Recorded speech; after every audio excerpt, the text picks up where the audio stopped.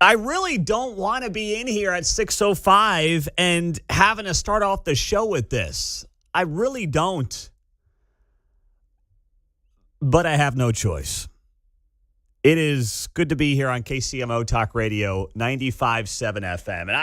And I've been thinking about this for the last 12 to 18 hours since we found out that the shooter down in Dallas was motivated by anti-ICE propaganda and rhetoric. And I couldn't help but think, here we go again.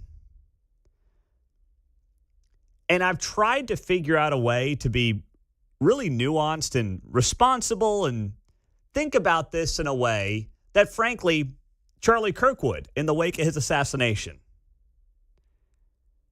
But I can't help but come back to the obvious conclusion here that in the last 3-4 weeks in particular, we have had 3 heinous acts of violence. The Minneapolis school, motivated by anti-Catholic propaganda.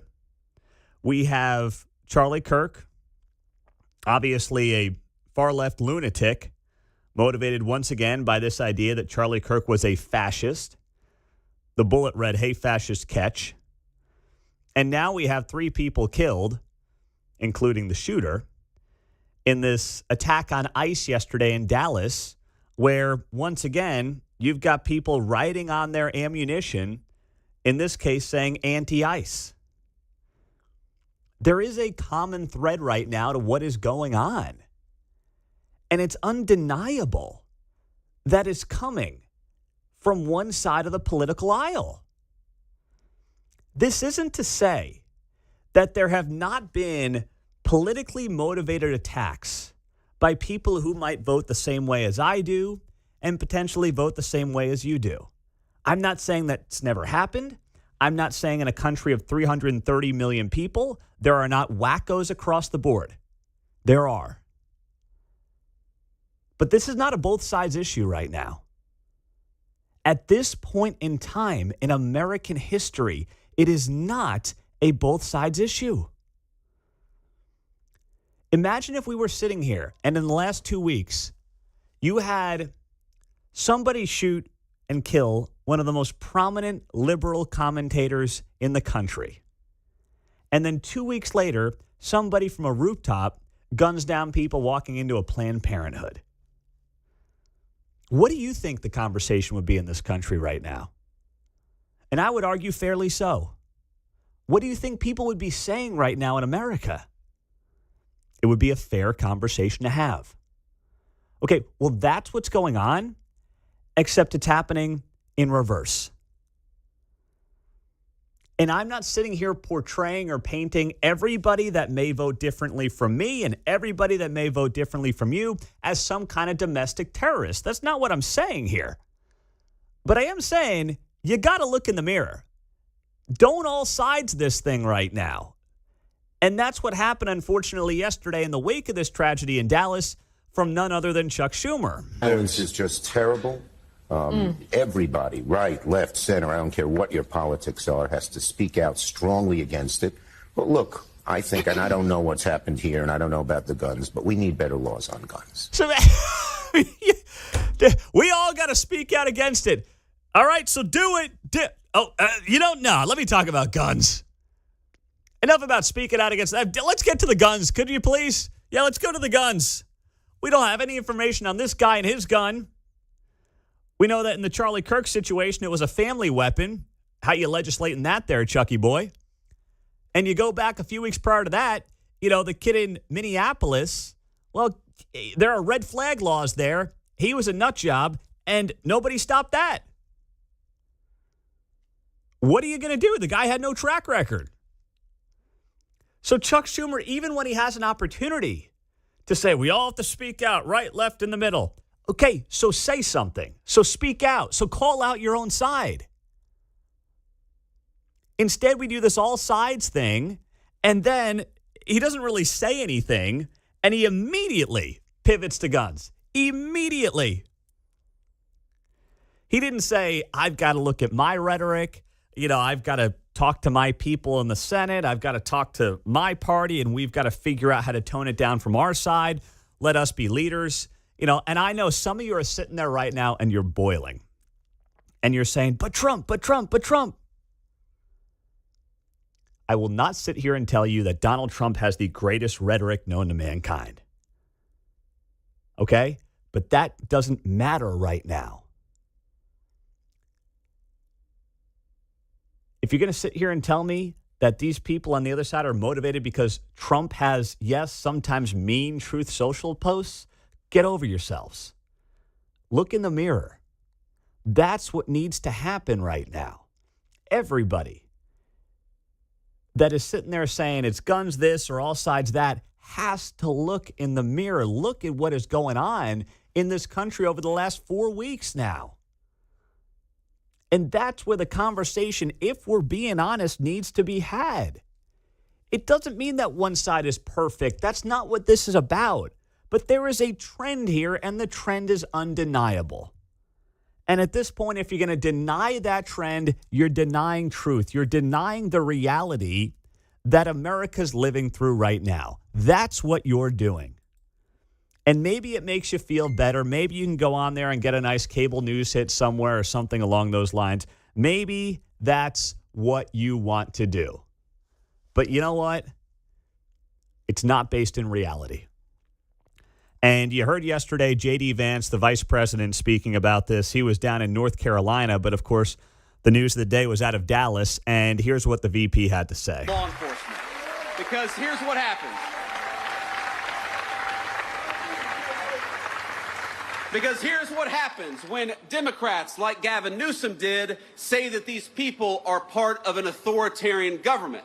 When the left-wing media lies about what they're doing, when they lie about who they're arresting, when they lie about the actual job of law enforcement, what they're doing is encouraging crazy people to go and commit violence.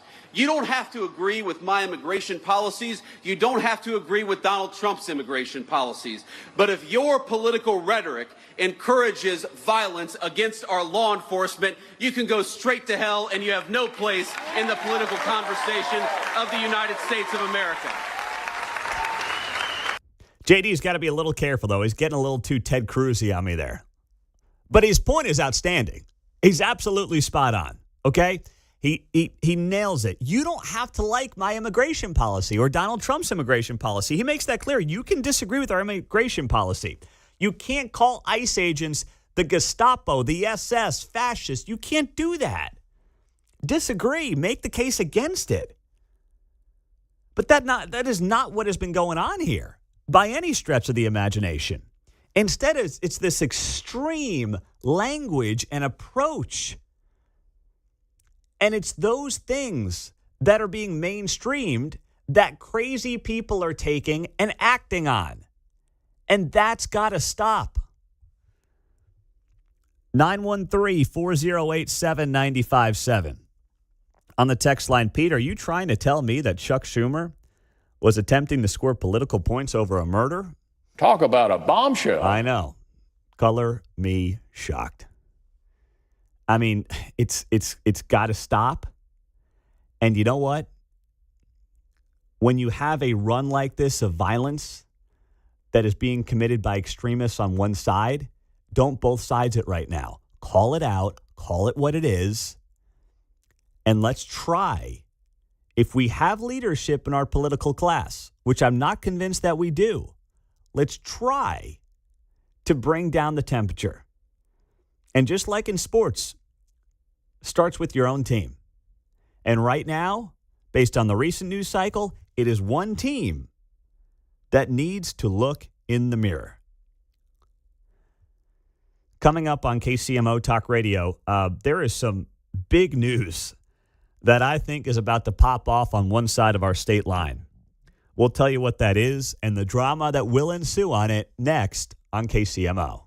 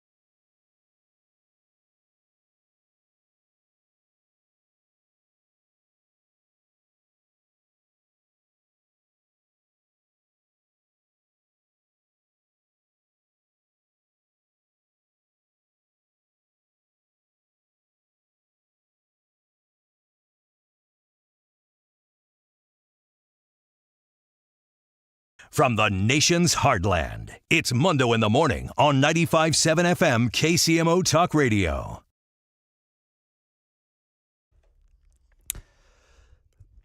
Well, you thought the redistricting battle in Missouri had some juice to it. Oh, just wait. Just wait to see what's coming on the Kansas side, where you have a Democrat governor and a prominent Kansas City area Democrat who is not going to be happy.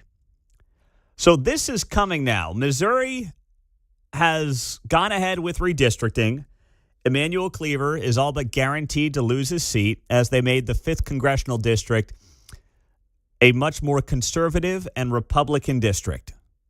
Well, now on the Kansas side, where there are 4 congressional House seats, they are going to move ahead and try to squeeze out Sharice Davids in the 3rd district. And that is likely going to mean splitting up Johnson County. So suddenly, we could be sitting here in the Kansas City area. And it used to be, even when I started here like 7-8 years ago now, there were only really 2, maybe 3 congressional districts that we cared about. There was Sam Graves up to the north. There was Emmanuel Cleaver in the Kansas City area.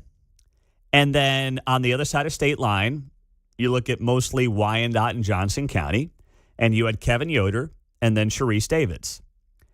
And now you kind of have Sharice Davids and a little bit of Derek Schmidt because they did redistrict a few years ago.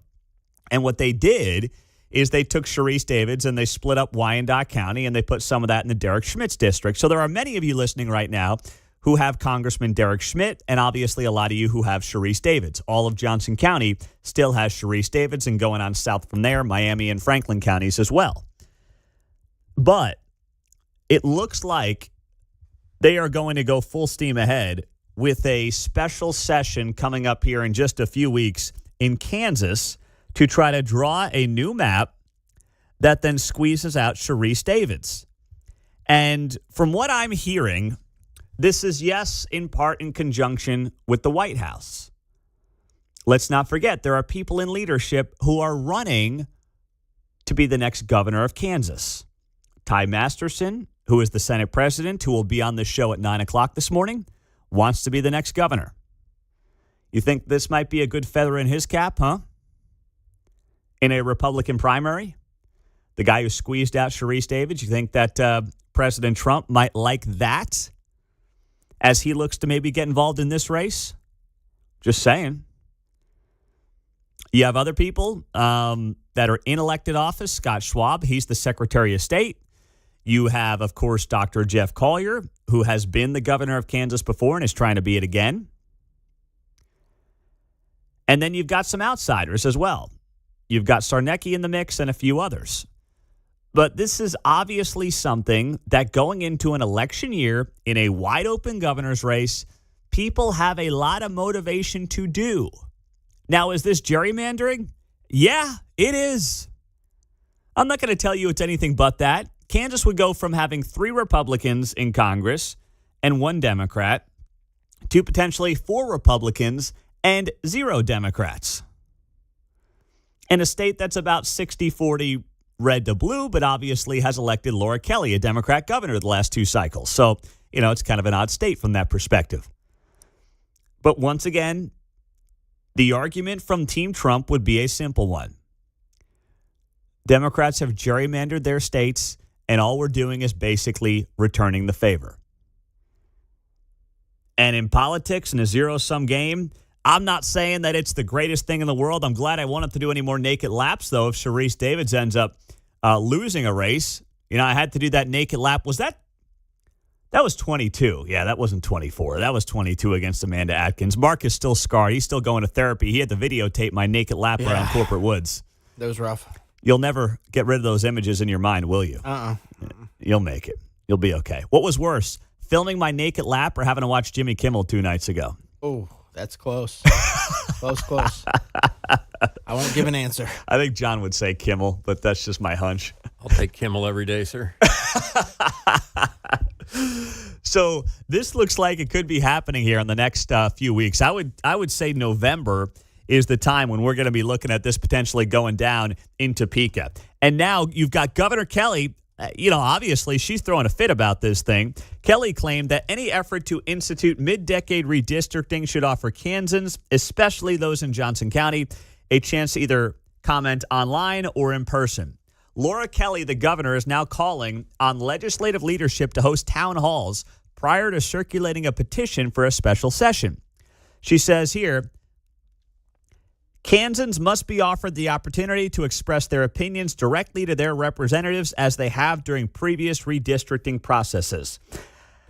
I don't know if you're going to get it. In fact, I don't think you are.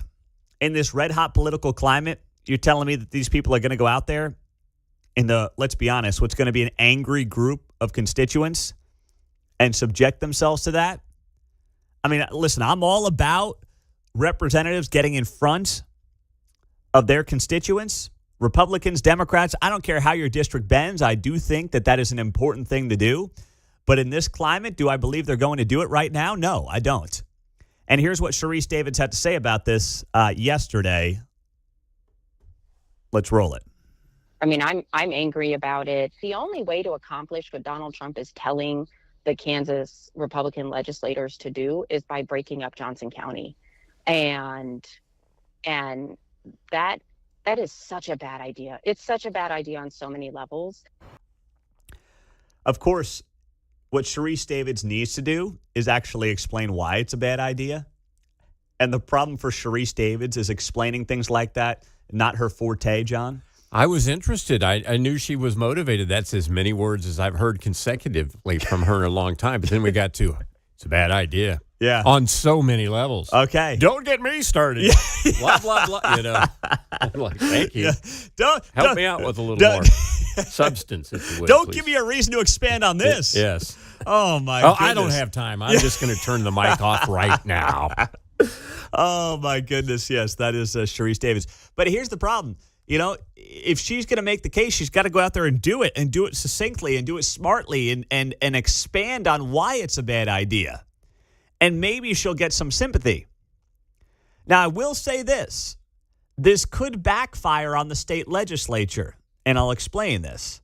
What I mean by that is there still are a lot of Republicans who hold state House seats and state Senate seats in Johnson County, Kansas, which has become a blue county. They're able to do it, whether you like it or not, they're able to do it by somewhat distancing themselves from President Trump. Because we know in certain pockets of Johnson County, obviously the president is not well supported, which, whatever, that's the lay of the land. But this will more directly tie all of these Republicans in Johnson County to President Trump and could cost Republicans some seats in the House and the Senate. I'm not saying you don't do it. It's just something to think about. If you're thinking a couple of steps ahead on what this could mean for party power in Topeka, this is one of those things you want to give some thought to if you are Republican leadership right now and you consider this redistricting plan, which I think is still going to be a full steam ahead process. Coming up, when should somebody take off from work? Is a Charlie Kirk memorial service appropriate? We'll get to it next.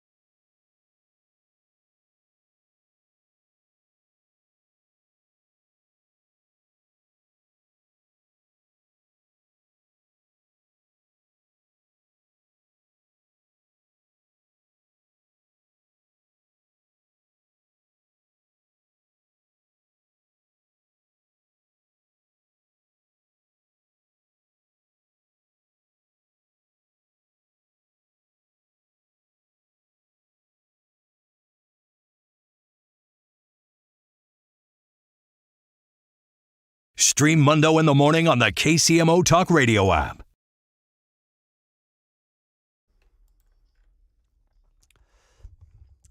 So let me ask you, when is it appropriate to take off for a funeral? I was so disappointed, and I heard the audio yesterday. I know it happened 2 nights ago, and Kietzman alluded to it at the end of his show, but now I've listened to the audio. And I'm so disappointed to hear this the other night. So Mets are taking on the Chicago Cubs. And the Mets broadcasters were, listen, they'll do the whole, I'm not trying to get political thing, but let me knock a guy for taking off a game on Sunday to go to Charlie Kirk's memorial service. That is what Cubs player Matt Shaw did.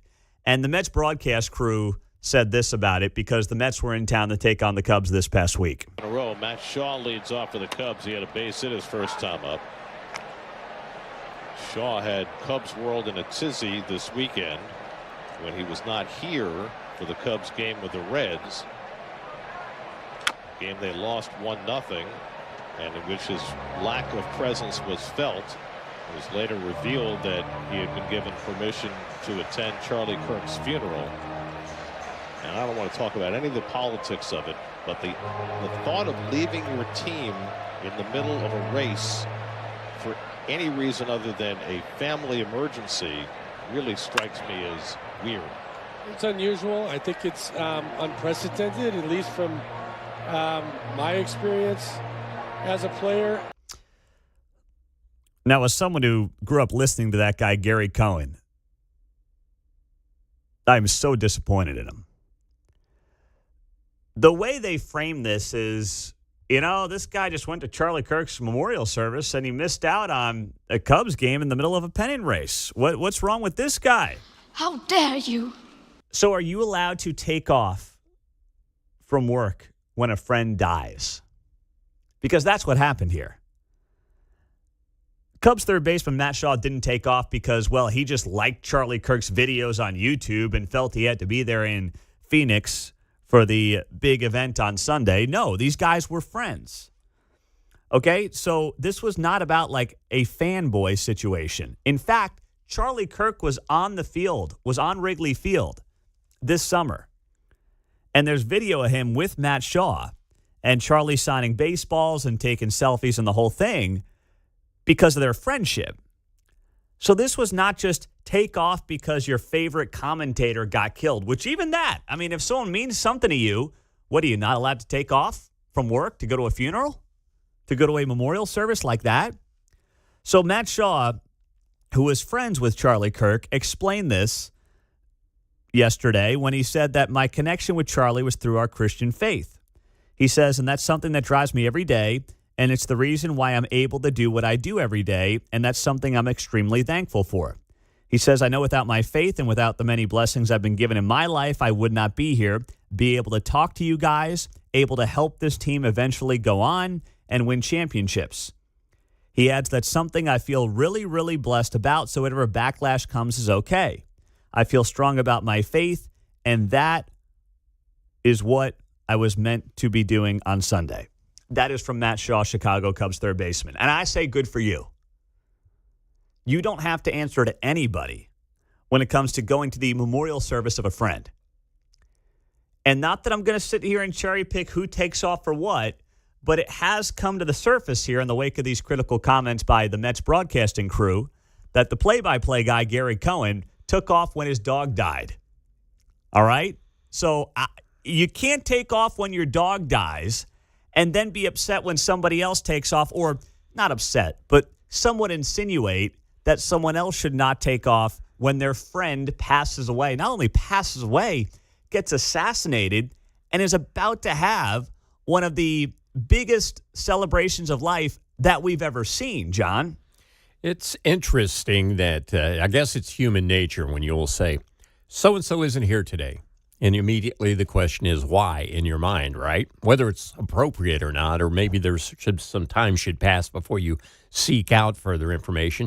I don't know why the broadcasters needed to know why the player wasn't there that day. He's just not there, right?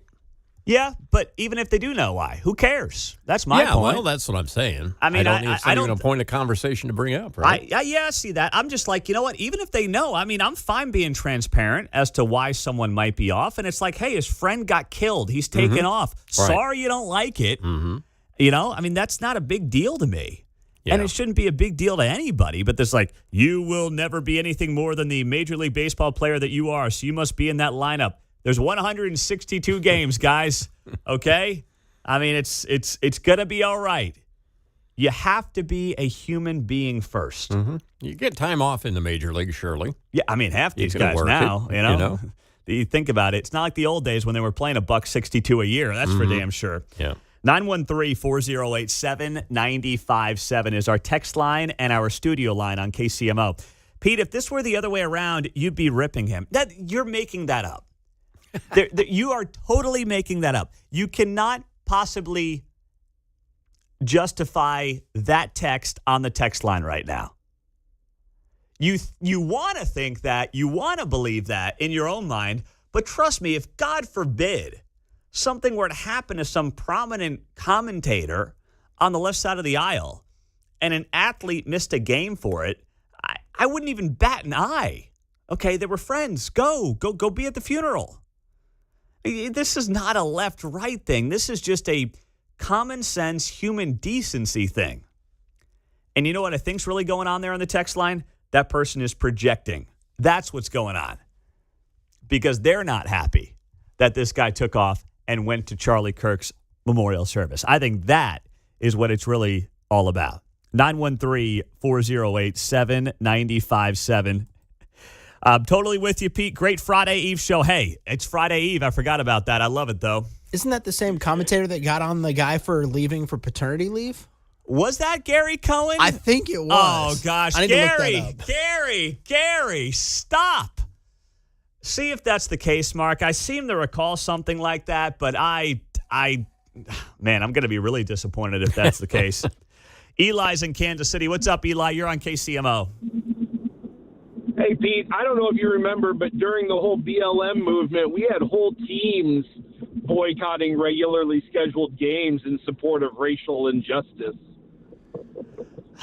You know, I'm trying to think back to that point in time. I try to forget it, to be totally honest, Eli.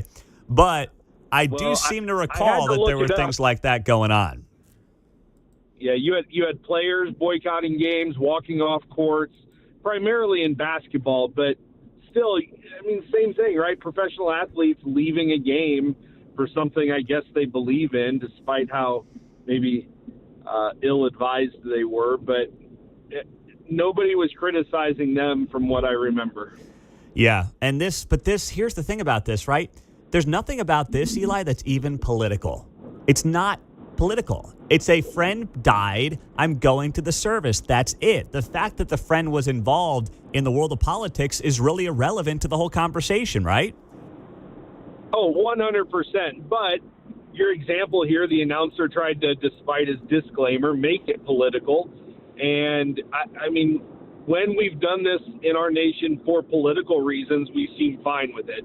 And so I agree. The idea that we would chastise someone for taking time off for a friend seems ridiculous, given the history of sports and all of the ridiculous things, the truly ridiculous things that athletes and teams have taken time off for or have paid attention to. Seems like we would have a lot of grace for a guy who's just mourning the loss of a friend. You would think so. Well said, Eli. Thanks for checking in, my man. I appreciate you. All right, Mark, you looked it up. Just to be clear, this broadcaster for the Mets, Gary Cohen, was not the guy who criticized a player for taking paternity leave, right? No, it was a Mets player, but it was Mike Francesa. So he was a longtime radio host. Yeah. I used to do some sports updates on his show. He was the godfather of sports radio there and is a legend in that market. A New York guy. Yes.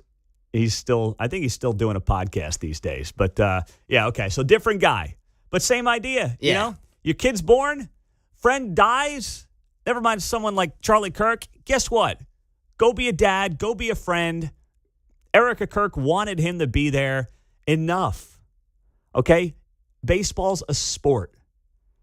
That's it. If there's anything we've learned after the last couple of weeks, There are many more important things in all of our lives than what we are driving to work to do right now. Not that we shouldn't care, not that we shouldn't have passion, not that we shouldn't want to be the best of the best at what we do. I certainly do. I know many of you feel that same way as you get up and go to the office this morning. But when it comes to family and faith, in the case of Matt Shaw and Charlie Kirk, that's exactly what this was all about. The 6 at 6, top 6 stories in the 6 o'clock hour, we'll get to next on KCMO.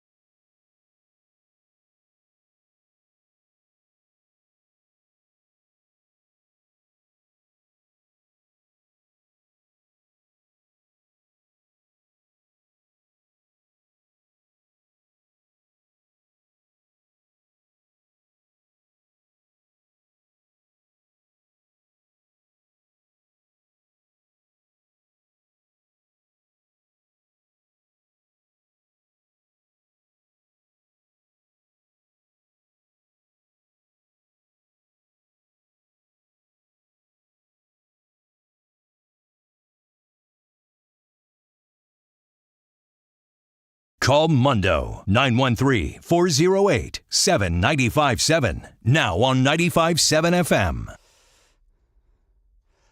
6:50, good morning. Glad you're here on KCMO. Happy Thursday. Let's do it. It's time for the 6 at 6 on 95.7 KCMO Talk Radio.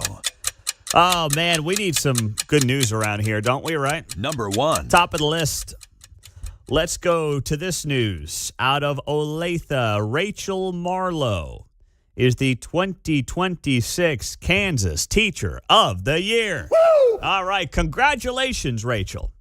She's been teaching at the Olathe Public Schools Central Elementary for several years between music and special education. The school off Cedar Street serves between 250 and 280 students. As the winner, Marlowe received a $4,000 cash award and the Kansas Teacher of the Year Lifelong Learning Scholarship, which will allow her to attend participating universities for free during her duration teaching in Kansas. So well-deserved, showing her some love. And you know what? The teachers do a lot of work. There are a lot of problems with the public school system. But most of those issues do not come from the classroom. Most of them come from your school boards and from your administration and from your unions. Not from, for the most part, teachers trying to do their best in the circumstances they've got, oftentimes being underpaid because all the money is going to the 7th assistant principal. So congratulations to Rachel Marlowe as the Kansas Teacher of the Year. Number 2. Well, I guess we'll stick in Olathe with some not-so-good news. An Olathe man pled guilty yesterday to stealing dozens of firearms from a Raytown gun shop and transporting child pornography across the U.S.-Mexico border. Frank Guerresa, 23, admitted in federal court to stealing 41 firearms from a federally licensed dealer in Raytown in June of 2023. Prosecutors said the man and 2 others used a stolen U-Haul truck to ram into the store and create a hole in the wall before stealing the weapons. Some of the guns were later recovered in California and in Mexico.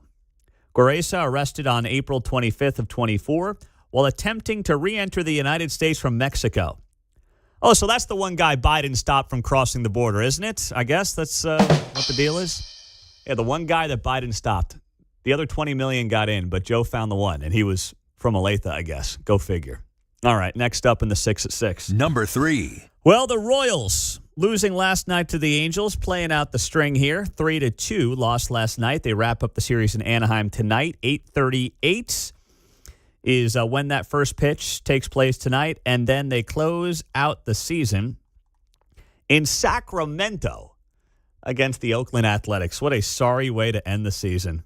Just trying to stay above the 500 mark, John. Well, it used to be a cool field trip when you were in school to go to the state capitol, but for the Royals, it's kind of a wah, wah, wah. Like you say, it's a minor league stadium since the A's are moving. Oh, my goodness. That is just a depressing way to you make the playoffs last year, take on the Yankees, feeling like this is a year to build on it, and now it's 2 steps forward, 1 step back, no playoffs, trying to just get to the 500 mark and wrap up the season in a minor league ballpark in Sacramento. Ugh.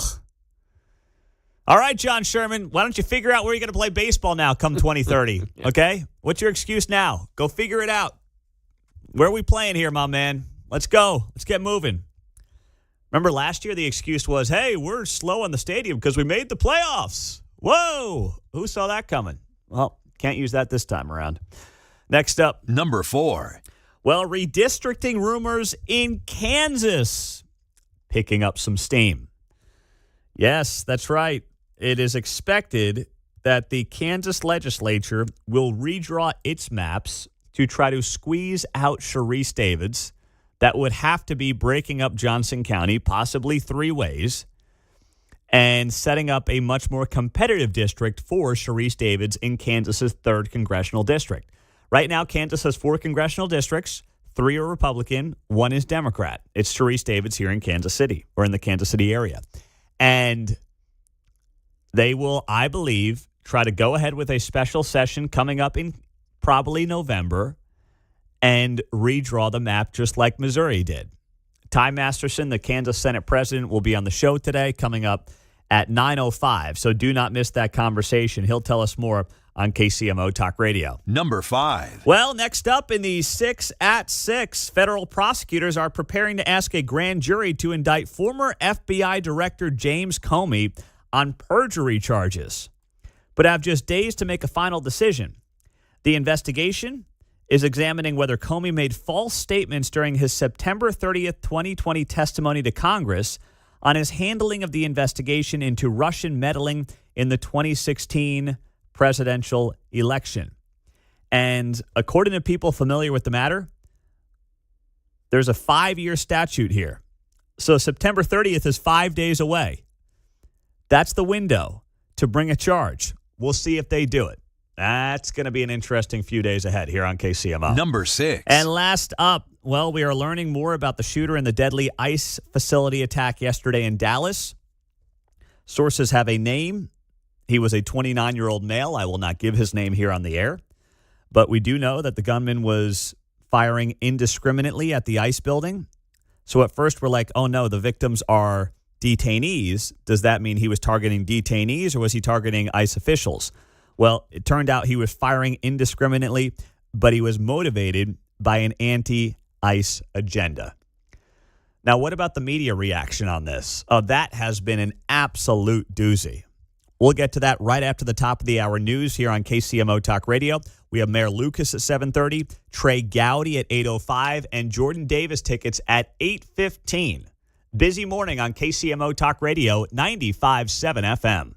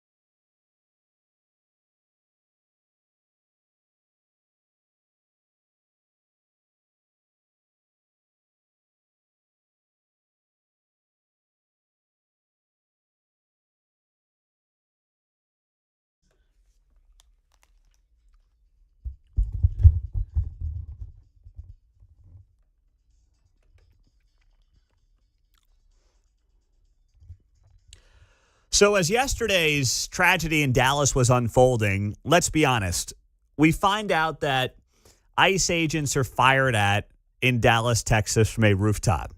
We then learn that the people who were shot were detainees.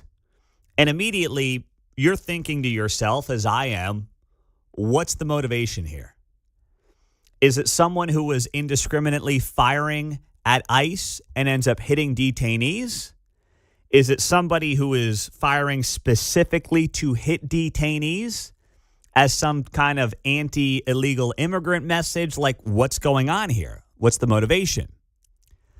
Well, we quickly learned as the press conference happened at about 10:30 yesterday morning and as the day unfolded that this was somebody who was motivated by anti-ICE propaganda.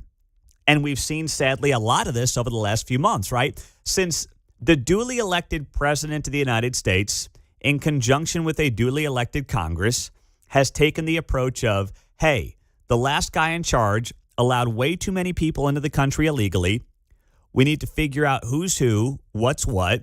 We have to remove especially those who are violent offenders and in the country illegally. We have to do something about that. That involves using ICE agents. That has sent a lot of people off the deep end. You've seen fake stories around this issue. You've seen incredibly hyperbolic rhetoric around the issue. And it has led to multiple attacks over the last several months against ICE agents and ICE facilities. This most recent one being the worst of the worst, where you have someone who lost their life, you have two other detainees who were shot, and the gunman took his own life as well. So we know what the motivation is now. We're very clear on the motivation now. We've seen, sadly, more and more examples of people motivated by extreme left-wing rhetoric take this approach on some of the most heinous acts of violence we've seen in years in just the last few weeks. We have what happened in Minneapolis against a bunch of Catholic school kids. We have the Charlie Kirk assassination. We now have this in Dallas. And the ideology is consistent across the board. That doesn't mean there isn't crazy all over the place. There is crazy all over the place.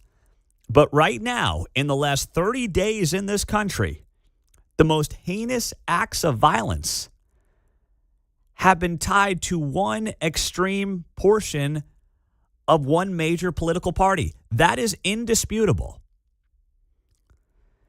So what's the spin yesterday? Well, take a listen to some of what you heard on MSNBC, where right away you had a guest on there questioning the motivation. You can't just assume by that what was written on that shell casing that that's necessarily his motivation. He could have been doing that to thinking it was funny, trying to put law enforcement on the wrong track.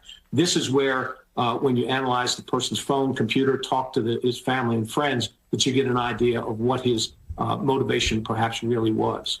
Okay, so right away, you have a guy who shoots up an ICE facility and he has anti-ICE written on the shell casings. And the immediate reaction from an MSNBC guest is, well, he might be trying to throw him off the trail there a little bit. That's your gut reaction? You're trying to will this thing across the finish line to fit your narrative. I mean, it's just gross. Just analyze the facts. These are the facts. This is what we know. Now, if something comes out in some social media profile, or you find some emails or some dark web connection between this guy and something else out there, then you know what? Okay, let's have that conversation. Let's follow the facts. That's not what this is. This is an analyst on a prominent cable news channel going out there and playing footsie with the idea that what appears to have clearly motivated this individual is not what actually motivated this individual. Because he's trying to trick your eyes. Yeah. He's trying to trick all of us, John. Yeah, do not believe your lying eyes. Exactly. And then you had this guy who used to work for the FBI, Chris O'Leary, MSNBC as well. I mean, they were really on fire yesterday. Even by their own so standards. Speak, yeah. I don't know what's above platinum level, diamond level. TDS? Yeah. You might be right. This was Chris O'Leary, used to work for the FBI because, of course, on MSNBC.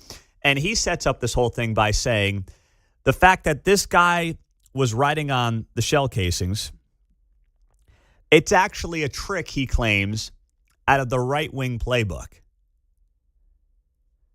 I'm not kidding. No, I'm being serious. First or second edition. Right, come on, playbook. Yeah.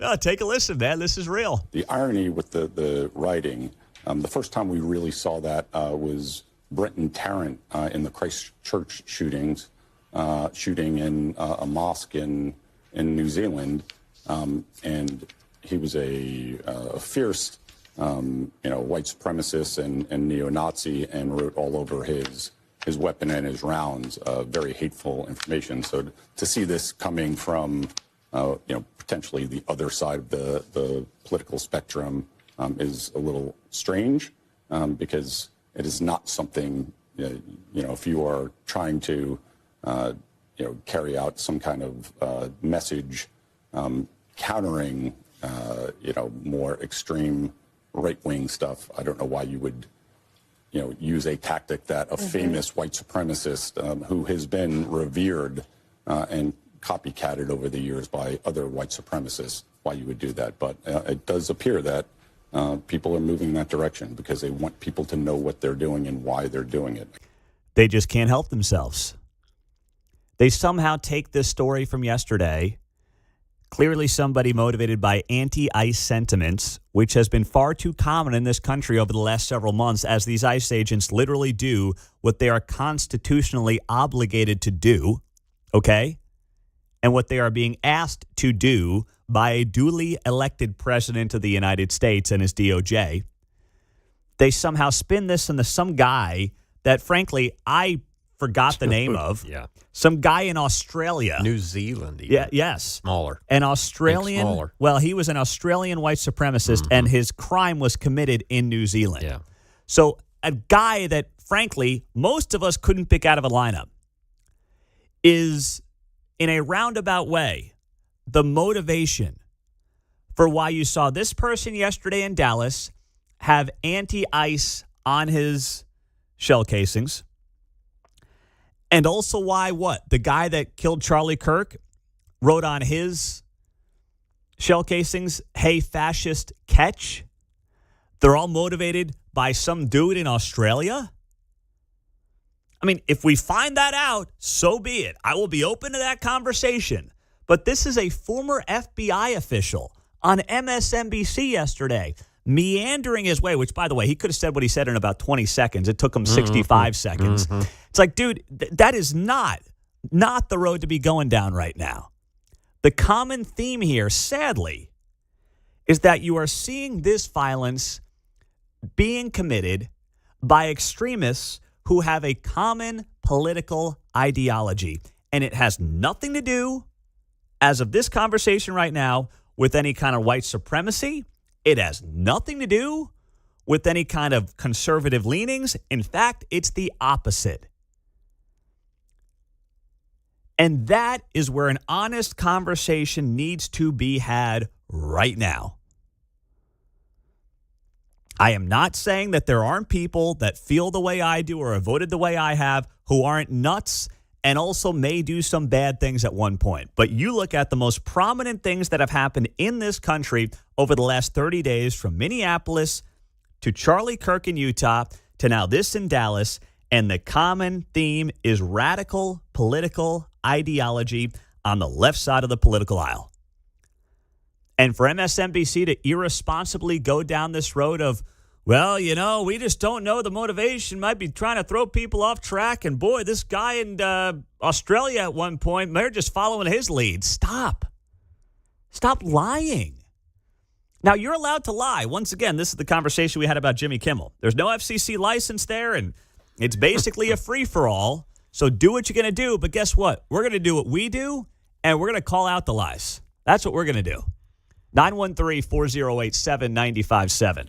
I'm with you. I'm not so much opposed to disagreeing with people or them having a different opinion or even lying, to your point. It's just that don't insult my intelligence. Don't expect me to believe it. Don't expect me to participate in your delusion. And that's what they're trying to do, at least with their little bubble of shrinking audience that is like 65 plus with blue hair. Coming up, Mayor Lucas will be here at the bottom of the hour on KCMO. We'll ask him about the incident at the NBA Youngboy concert on Saturday or Sunday night, actually. That was at T-Mobile, where an old man, an usher at T-Mobile, got beat up by a young teenager. The story's got national attention, and Mayor Lucas will join us, and we'll talk about that in less than 20 minutes here on KCMO.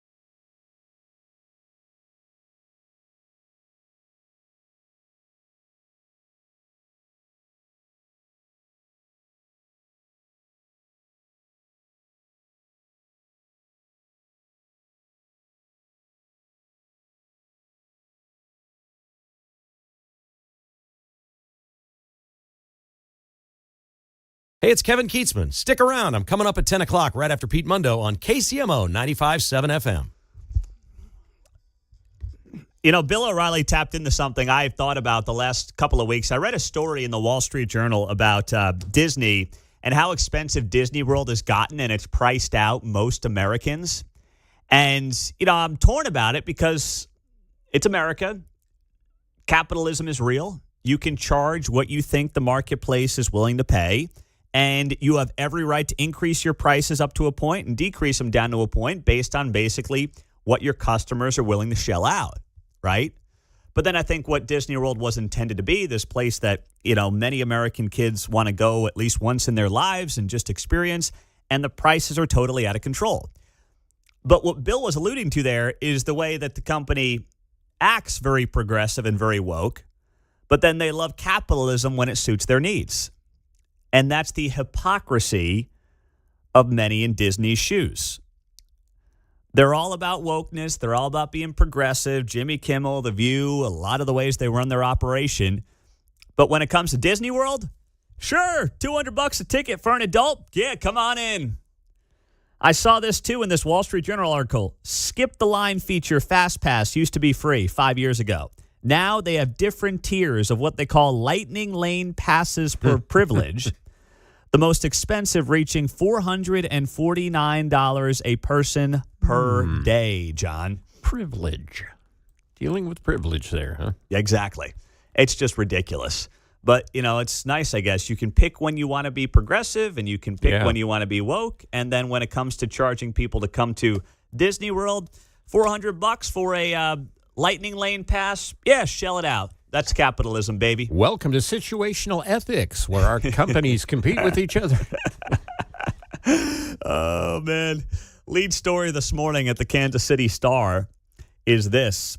As Kansas City mayor eyes Congress, would he and Democrats have a shot? They write here, after Missouri Republicans thrust Kansas City into the national spotlight by gerrymandering the state's congressional map, the city's mayor immediately warned that the move could backfire. Quentin Lucas and others have argued the new congressional map could be competitive, possibly opening a path for Democrats to pick up additional seats in Congress. Lucas has gone a step further and flirted with a potential run himself. Oh, he's flirting, all right. He's flirting hard, man. He's trying. He's getting in there. He's not just flirting. He's taking it one step further. Prom night comes to mind. The map approved by lawmakers carves Kansas City voters into 3 Republican-leaning districts under pressure from the Trump administration.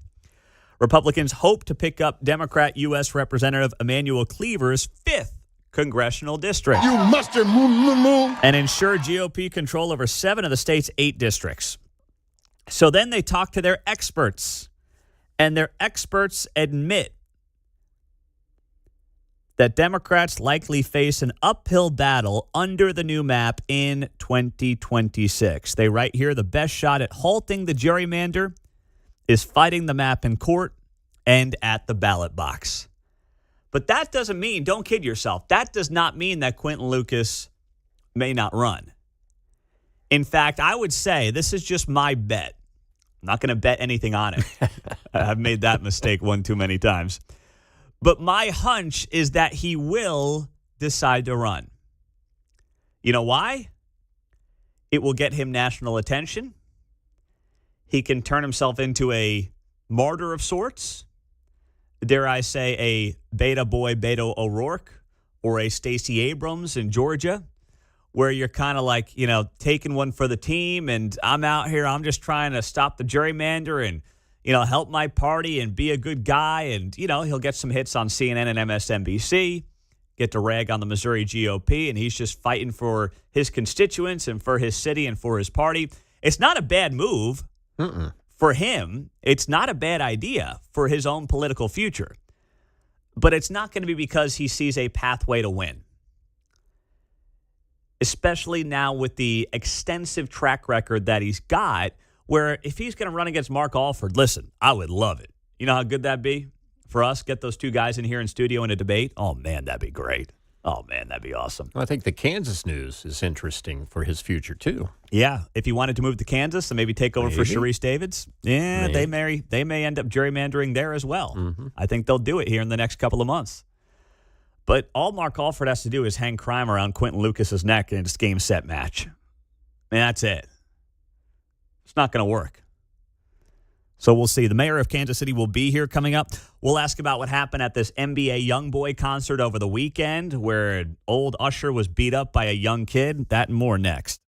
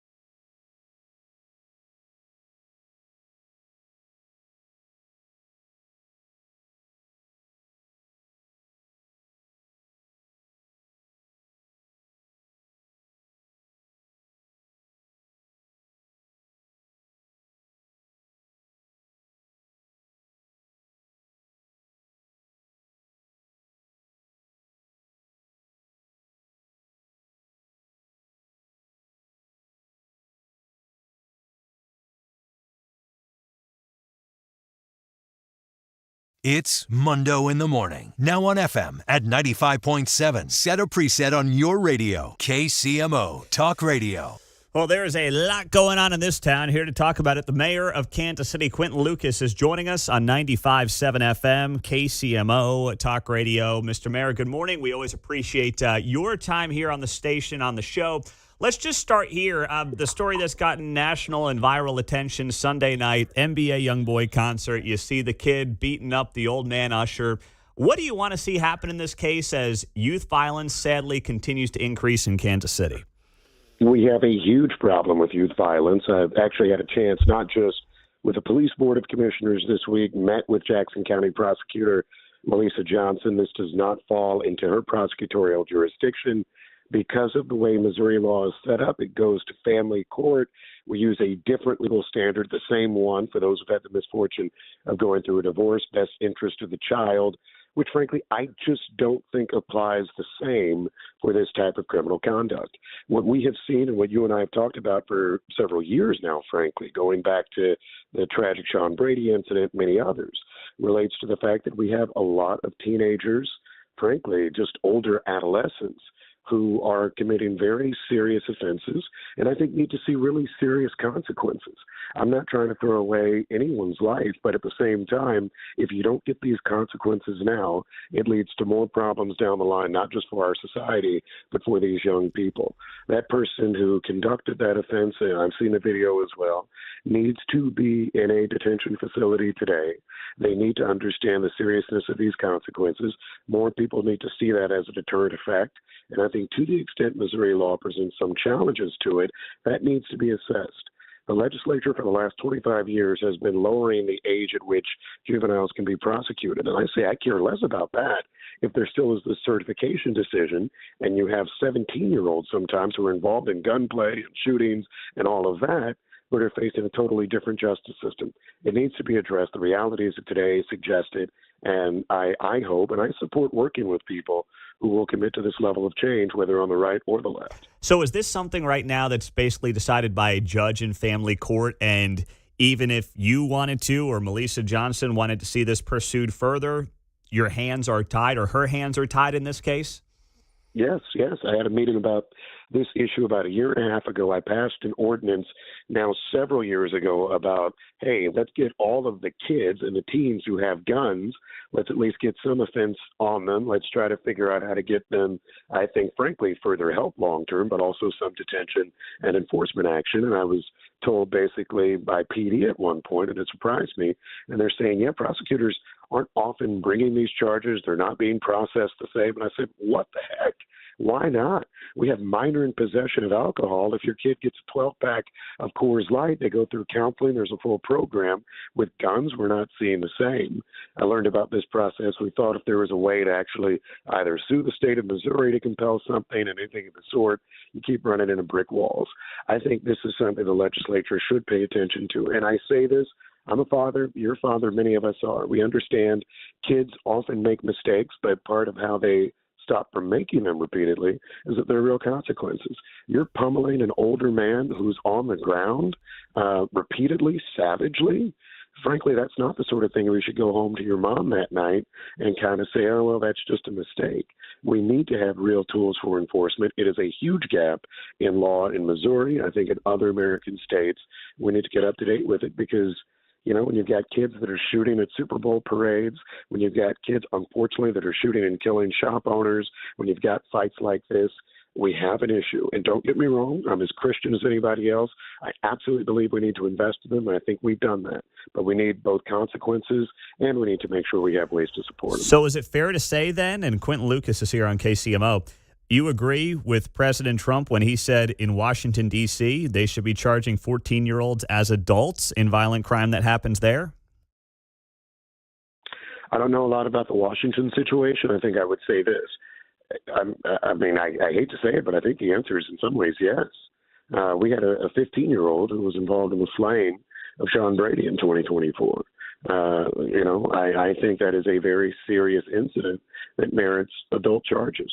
I think there are certainly ways for the criminal justice system to be sympathetic to folks throughout the process. I believe they're entitled to outstanding defense counsel. But if you are engaged in very, very adult activities, I mean, looking at our crime reports each day, and frankly, it's not just the teenagers who themselves commit homicides. It's the people that we have who are 18 to 21, 18 to 24, who started very serious offenses at 15, 16, in some cases 14.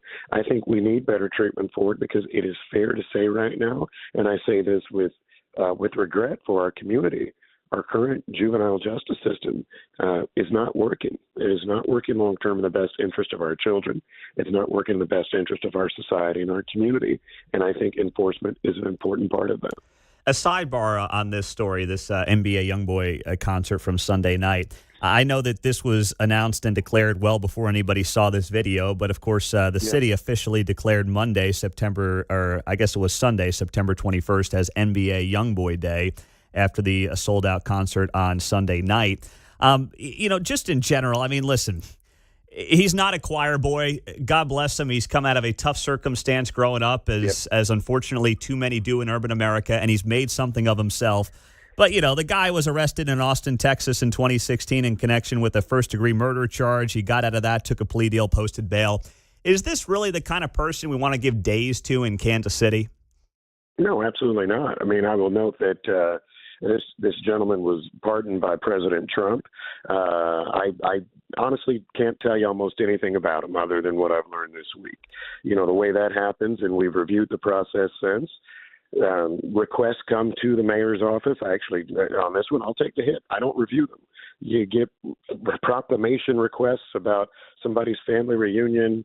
The radio station wants a Pete Mundo Day. Those sorts of things happen more than you would think.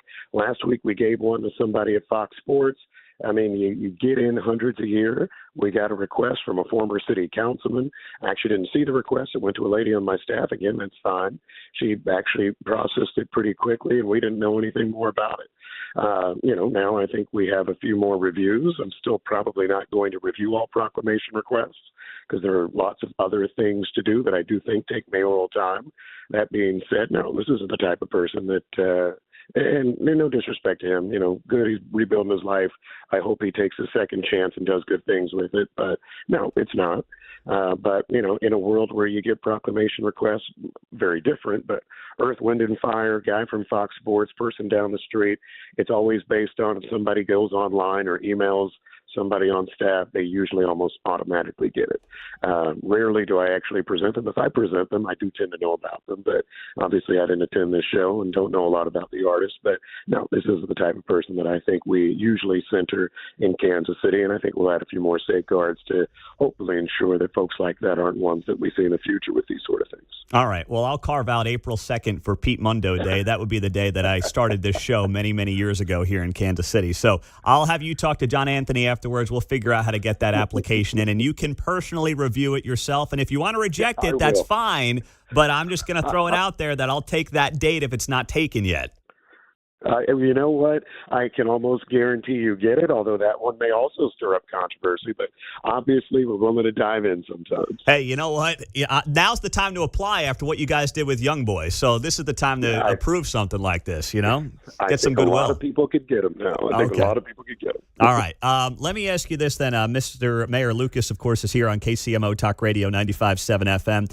We're always streaming on the app. The Frank White recall election, 6 days away, Mr. Mayor. You got 6 days to make a big proclamation on this one. Are you getting involved or are you staying out? Nope. I'm gonna call you on Thursday for the recall election post-game show.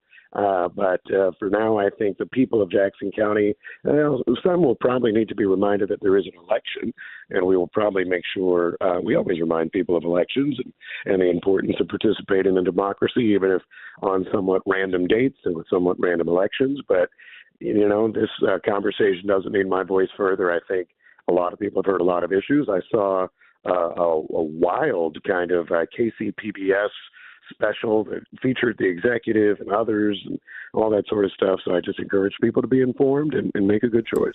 Let me ask you last thing on the blue lights that are coming to KCPD.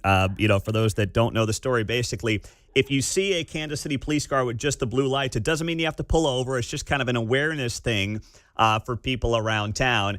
I've heard mixed reviews on this. Some think it will work. It's a good thing. I happen to be of that camp. There's others who say, hey, this is just signaling the criminals when there are cops in the area. So was there another city that you've taken this from? If so, what was the reason behind this decision and why you think it will be effective? First of all, to all of the haters in the world, what's wrong with it? Here's the thing, right? First of all, lots of major American cities do it. I happen to be in Washington, D.C. this morning, Congressional Black Caucus event. I was at an event last evening honoring Emanuel Cleaver. Good times. D.C. has been doing this for years. They do it around the Capitol. They do it lots of other places. You want folks to know a presence. And for the people who say, oh, my God, it's just signaling criminals, good. I don't want a criminal breaking into my house down the block. So, yes, if an officer's driving down the street and they're like, oh, my God, I may get caught because an officer's around, isn't that a good thing? I just really don't get it. Every now and then I see some things and, I get the logic. Your previous question said about this rapper. Yeah, I get all the logic of every critique there, frankly, because I critiqued the mayor's office for that, too. On this one, more officer presence is good. Amplifying officer presence is good. Washington, Philadelphia, Tel Aviv, lots of cities, particularly those that have actually dealt with terrorism in the past. From Tel Aviv, the experience was we want to make sure they know that we're watching, we're present all the time so somebody doesn't set off a bomb at a bus stop. This is a good thing. We are going to continue to amplify more enforcement behavior.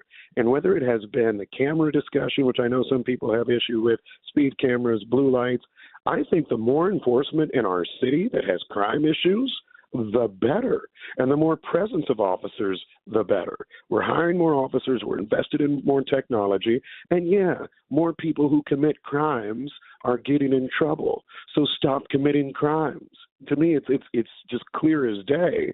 And the blue lights, people are going to get it because I don't think that we're any less intelligent than people walking around D.C., New York City, Philadelphia, any of these other places that continue to deploy these, particularly in crowded districts and busy areas, so people know that there is an officer around and so that people know they're safe. Go KCPD. Keep doing even more of it. You'll see more ATVs out on the streets. I think there are a lot of good things coming to the Kansas City Police Department. I'm very proud of it, and this is one of them. There you go. Mayor Lucas on KCMO. Well, Mr. Mayor, we appreciate it. Enjoy your time with the Congressional Black Caucus. Just keep an arm's length from Jasmine Crockett, all right? I don't want her rubbing off on you. Please do yourself a favor. Pete, I'm surprised they didn't invite you to MC something. I will ask the Black Caucus about why not, and hopefully next year we have you out. Well, could I do my blackface like Jimmy Kimmel? Would that pass or no? No comment, but good to see Jimmy Kimmel back this week. Yeah, we'll see. All right, Mr. Mayor, thank you very much. Have a great day.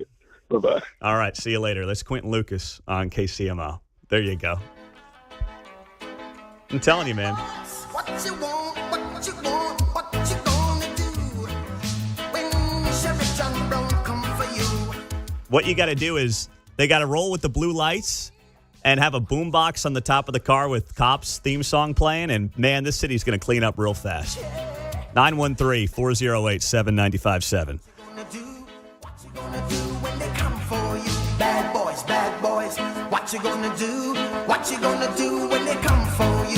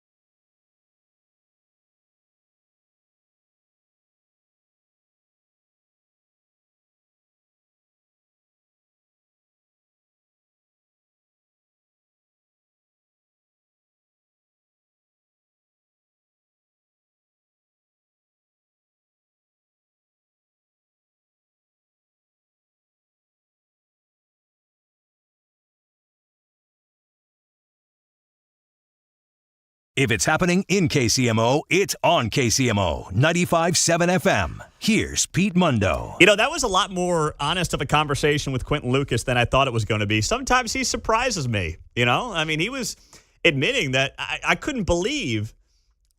If I knew it was this easy to get a day named after you in Kansas City, I would have applied years ago. I mean, NBA YoungBoy gets September 21st, the day he has this sold-out concert at T-Mobile, and apparently the mayor's admitting, yeah, I don't really know who handles that, but I would have applied years ago for a Pete Mundo day, John. Now, for me, I've still got some issues pending. I've got statute of limitations on an incident down on the plaza back in '85. My stepbrother. So, I'm optimistic with the new owners down there that they may clear my name. But. Oh, that's great. December 1st, KCMO, betting becomes legal in Missouri. Oh. Mark Van Sickle Day? Parlay Van Sickle Day. Van Sickle Day. All right. Well, John, you pick your day, buddy. All right. Find a day for yourself. You got some time to think about it. I may have to wait a year. So. Oh, man. But listen, he was talking my language on that one, just saying, hey, guys shouldn't have a day in Kansas City, and we got to get these teenage criminals off the streets. And he agreed with President Trump on that. So you know what? If Missouri needs to pass state law on that to help clean up these cities, let's do it, man. Let's get it done. Jim's in Kansas City. Hey, Jim. Hey, I'd like to sound off about the blue light thing. I do not support it. It's because you're going to discourage proactive enforcement. If you're a drug dealer, you're running drugs, you're running guns, whatever, you see the blue light, you're just going to turn away from a mile away. You can't have proactive enforcement if you're advertising where you're at from super far away. Because that's how you catch bad guys. Listen, I get the argument, and I'm not in law enforcement, so I'd like to hear from people on both sides on this. My thought is we all say we want to see more patrol around neighborhoods in Kansas City. I think everybody would agree on patrol being an important part of the job, and just having a presence is an important part of the job. So I don't mind it, because to me it signals, hey, we've got people around who are trying to keep this neighborhood in particular safe, and people are paying attention. So I don't mind it inherently. I don't have a major problem with it. Well, I'm just telling you, if you do it in like power and light, high visibility areas, I get that.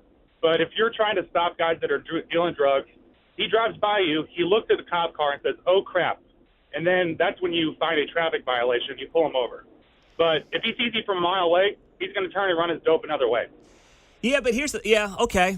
I get it, Jim. Thank you. I mean, here's my thought on that. The other side would be, if you're doing an investigation into drug dealers or a drug deal, right, and you know who you're looking for, and you're trying to bust a guy undercover, whatever it might be, well, yeah, you're not going to have another patrol guy driving around with his blue lights in that situation, right? Like, that's to me different than what we're talking about here. Chris in Kansas City, go ahead, Chris. You're on KCMO. If you're going to do it, good morning, first off, apologize. If you're going to do it, then every police car should have it. The commanders all the way down. And the fact that they're just putting it in patrol, it's really just a waste of time. You're looking at maybe 100 cars a day running around with a blue light.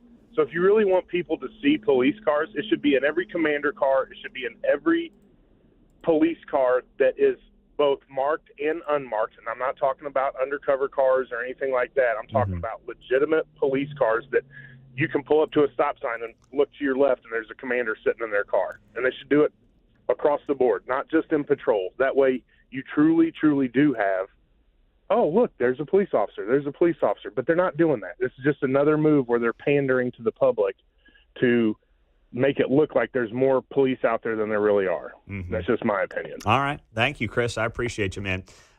We will talk more about this in the days ahead on KCMO.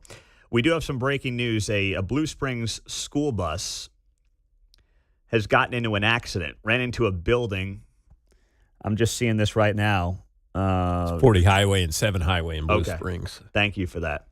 Kids were on the bus when it happened, and it looks like it's crashed into a Comfort Dental. Mm-hmm.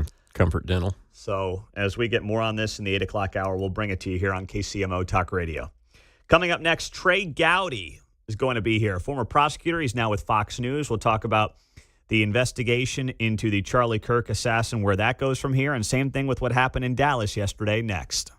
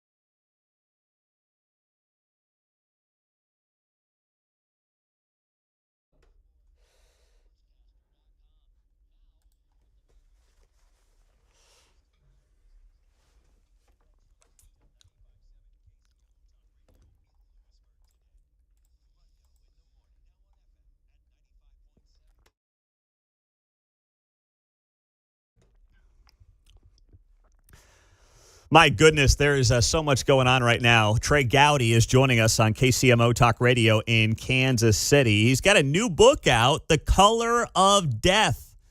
Buy it wherever you get your books. Of course, you see him on Fox News all the time. He is also the host of Sunday Night in America with Trey Gowdy. And I wanted to originally talk to him about the investigation into Charlie Kirk's assassin and how deep this web will go. And we will do that here in a couple of minutes. But first off, Trey, we appreciate you being here on KCMO. Let's start with Dallas and the investigation down there into the shooting against the ICE facility that leaves a couple of people dead. Where will this investigation begin, and what is a timeline on realistically finding out more here as to what happened and how deep this web may go?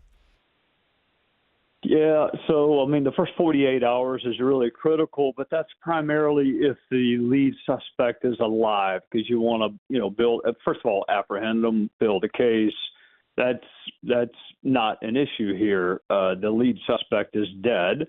So what you want to know is whether anyone was involved, A, but also B, knew about it and had an obligation to report it. I was actually on air shortly after it happened. And, I said I'm 99% sure that this would be an anti-ICE shooting, but you got to know more about the shooter because there was at the time a slight percent chance, I guess, that he intended to hit the detainees. We now know from the carvings on the shell casings that it was anti-ICE, like most reasonable people would have assumed. So then you move to motive, which is a fascinating thing to talk about because what motivates you and me as rational people would not motivate irrational people. So you and I would never be motivated to take someone's life over a political or spiritual belief, only self-defense or defense of others. But we do have to be mindful that when you talk about the Gestapo, when you talk about fascism, when you talk about Nazis, how it lands on the ears of disaffected, irrational people. And at some point, whether the law assigns responsibility or not is secondary. There's a moral responsibility to clean up your rhetoric. So now you look at this and you say to yourself, or we all say to ourselves, okay, whether it's the Charlie Kirk assassin or this person, it does seem like the DOJ is looking into how much influence there was in corners of the internet and how deep these webs can really potentially go. What should they be looking at? And do you think that at this point, based on what's happened in America the last few weeks in Minneapolis, in Utah with Charlie, and now yesterday in Dallas, how much is that something that is worth spending a lot of time on in the DOJ? I think it's worth spending a lot of time on. And I go back to a hearing we had, a very, very obscure hearing we had when I was in the House. And I was a lonely guy. I was the guy siding with law enforcement on the issue of encryption, whether or not law enforcement should be able to access encrypted apps or encrypted phones. And Republicans and Democrats, and I do get it. I understand it. They are freedom loving, as I think I am too, but they are freedom loving. They prioritize freedom over public safety. I do not, because I think no right you have can you exercise if you are dead. So how do you access these dark corners of the web? If you have probable cause, that's the same standard it takes to arrest someone. So I hear all these folks saying, well, you need probable cause. I get it. I mean, the Fourth Amendment says you need probable cause too. So I do get that. But if you have probable cause, you actually have enough to make an arrest. So what are you doing searching in the first place? The goal of our criminal justice system is to react to something and punish the offender. It is awful at preventing things from happening. It's really good at catching the person that fired the shot, prosecuting them, and then spending your tax dollars on either putting them to death or keeping them alive. It is awful at stopping things from happening ahead of time. So if that's going to be our goal, and if we're going to shift, then we do need a paradigm shift from freedom, privacy, secrecy, to public safety. And I realize that's inflammatory, and this country was founded on freedom. There's also a book this country was founded on that says, "You shall know the truth, and the truth shall set you free." The truth comes before the freedom. Oftentimes in politics, the freedom is what's supposed to lead to the truth, but there are a lot of bodies left in the wake before you get there. Trey Gowdy, Fox News. He hosts, of course, Fox News Channel's Sunday Night in America. His new book is out, The Color of Death. Get it right now wherever you get your books, joining us on KCMO in Kansas City. So you're right, that will be controversial among some. But to your point, explain to people what they would be able to find, whether it's in the Charlie Kirk assassin or the guy yesterday in Dallas who obviously, as you noted, is now dead. What, having that tool available, how can it expedite the job of law enforcement as they try to figure out how deep some of these webs go with these sick individuals? Notice. I mean, this is all about notice. It is all, I mean, think about the shootings in the past where actually the FBI had notice to be. I mean, I'm thinking about the shooting and the school shooting in Florida in particular, where there were literally calls made to an FBI tip line that were not followed up on. So what law enforcement needs is someone with a responsibility to report quasi-criminal behavior before it leads to death. So, with Charlie Kirk's killer, it wound up being some combination of family and family friends that turned him in. But nobody said a word ahead of time. So is there a legal responsibility if you are in this so-called Discord chat room and someone's talking about taking out someone, is there a legal or moral responsibility to turn that person in? And does the host of that chat room or that social media platform have any obligations at all? I mean, I don't think anyone would argue that Meta or any of the other social media platforms has no obligation or responsibility when it comes to child sex cases, child exploitation, child pornography. I mean, I'd love to hear the argument that they have no moral or legal responsibility to turn that person in. So if you have it for some crimes, it makes sense to me that you would have it for homicide because, again, look, I love freedom. I love living in this country. I love all the amendments. There's a reason that we have them.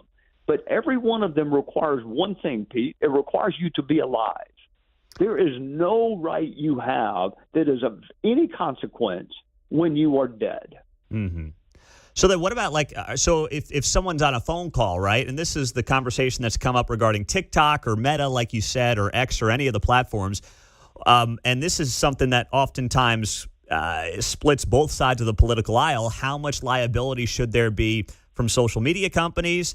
Or, I mean, if you make a phone call to somebody and you say you're going to do something heinous, is Verizon, AT&T, I mean, do we put them on the hook? So where do you draw that line, Trey Gowdy? What does that look like? Well, Verizon and AT&T would have what we call metadata. They would know that you called me and for how long we talked, but they would not know the content. You have to get a wiretap to get the content. But with text, with chat rooms, it's probably a slightly different analysis. Text, I would analogize to a phone call. We don't want people sharing text absent a court order. But if you're going into a chat room, if you are on social media or some dark corner of the web, honestly, what expectation of privacy do you have in that? I mean, it's almost like me sending you an email and then me claiming that I have an expectation of privacy. Anytime you have a forward button on your keyboard, I have no expectation of privacy because you can forward the email I sent to you to the entire world if you want to. The law focuses on whether or not you have a reasonable, legitimate expectation of privacy. So once we can, and look, I like Rand Paul. I think we need voices like that in the Republican Party. I'm not saying we ought to listen to them, but we ought to hear them. I like the debate, but I keep getting back to someone had to know ahead of time that Tyler Robinson was plotting something absolutely awful. And if the moral obligation was not enough to motivate them, Look what we did in Michigan with the Crumley parents. The Crumley parents were charged criminally because they knew or should have known that their son was going to school and shoot it up. And they're going to serve prison time for that. That's a pretty good deterrent. If I know that I'm going to prison because I have information and I don't share it ahead of time with law enforcement, because what's the alternative? The alternative is just to be a really good murder prosecutor. The problem with that is you've got a dead person. So what success is there? The success is in preventing the crime. That's an interesting point. Trey Gowdy on KCMO. Last thing on that then, Trey. You mentioned the parents in Michigan who did, like you said, get charged, prosecuted. They're going to prison for what their son did. Where would you draw that line? Like, if that were to happen in the urban core of major American cities where you're seeing younger and younger criminals acting out in places like Kansas City and Washington, D.C. and elsewhere around the country, let's be honest, many of these kids come from broken homes, single parents.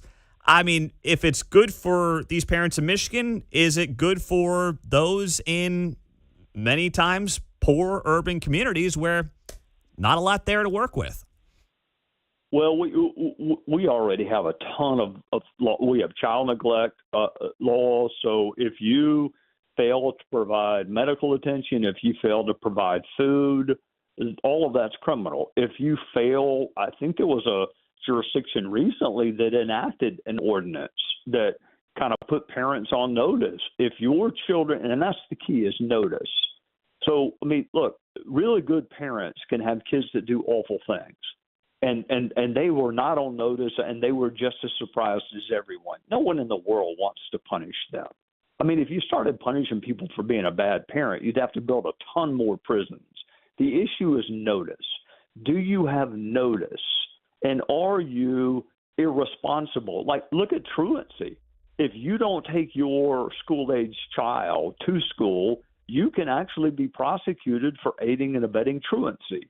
So why would the analysis be different when it comes to violence or looting or rioting? Now, you got to prove it in front of a jury. And what I find interesting is most of the people doing most of the talking on this issue have actually never stood in front of a jury. It's a whole lot harder than people think to convince 12 people beyond a reasonable doubt of anything. But if you can provide the elements, sufficient notice, that if you're on notice that your child is a delinquent and you fail to properly monitor that child, should there be some consequence, civil or criminal? I think it's an interesting debate to have, and I focus on the notice part of that. Fascinating stuff. Trey Gowdy on KCMO Talk Radio. You see him on Fox News. He's the host of Sunday Night in America. And his new book, check it out, The Color of Death. It is out wherever you get your books, Amazon, Barnes & Noble, Books A Million. The Color of Death by Trey Gowdy. Hey, Trey, great to have you on KCMO. Would love to do it again. Thanks so much. I'd love that, Pete. Y'all have a great week. You as well. Trey Gowdy, good stuff there on KCMO. All right, the text to win keyword to see Jordan Davis at Cable Dahmer this Friday. Spins, S-P-I-N-S, spins to 913-408-7957. 913-408-7957. Spins to see Jordan Davis at Cable Dahmer this Friday. Coming up next, one of the folks who was prominent at Charlie Kirk's memorial spoke yesterday and said he's never experienced anything like it. We'll get to that next.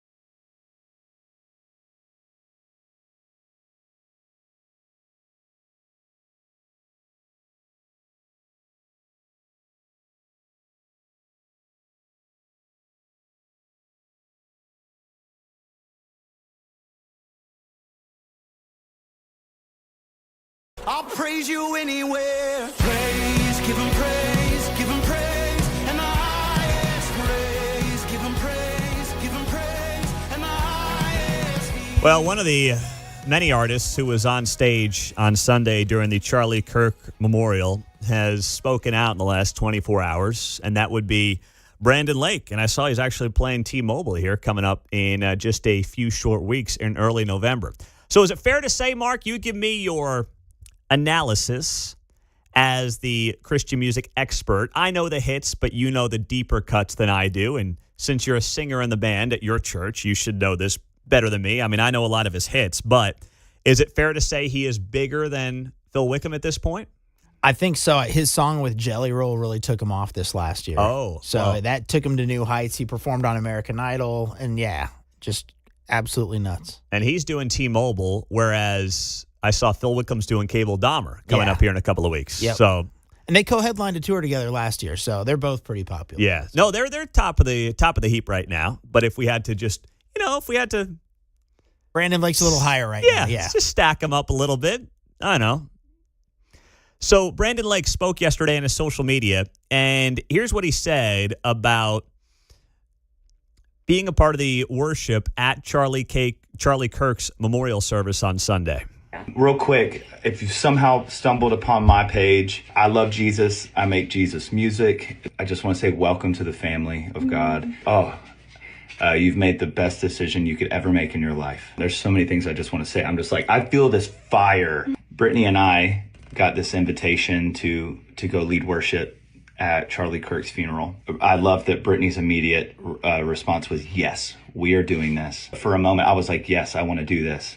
And I was just thinking, what's this going to say to the world? And then I realized I don't need to be afraid about what this looks like, because for me and for us, this wasn't a political stunt. This was not saying I'm siding with anyone other than we were going to go minister to a widow who just lost her husband and who was a man of faith.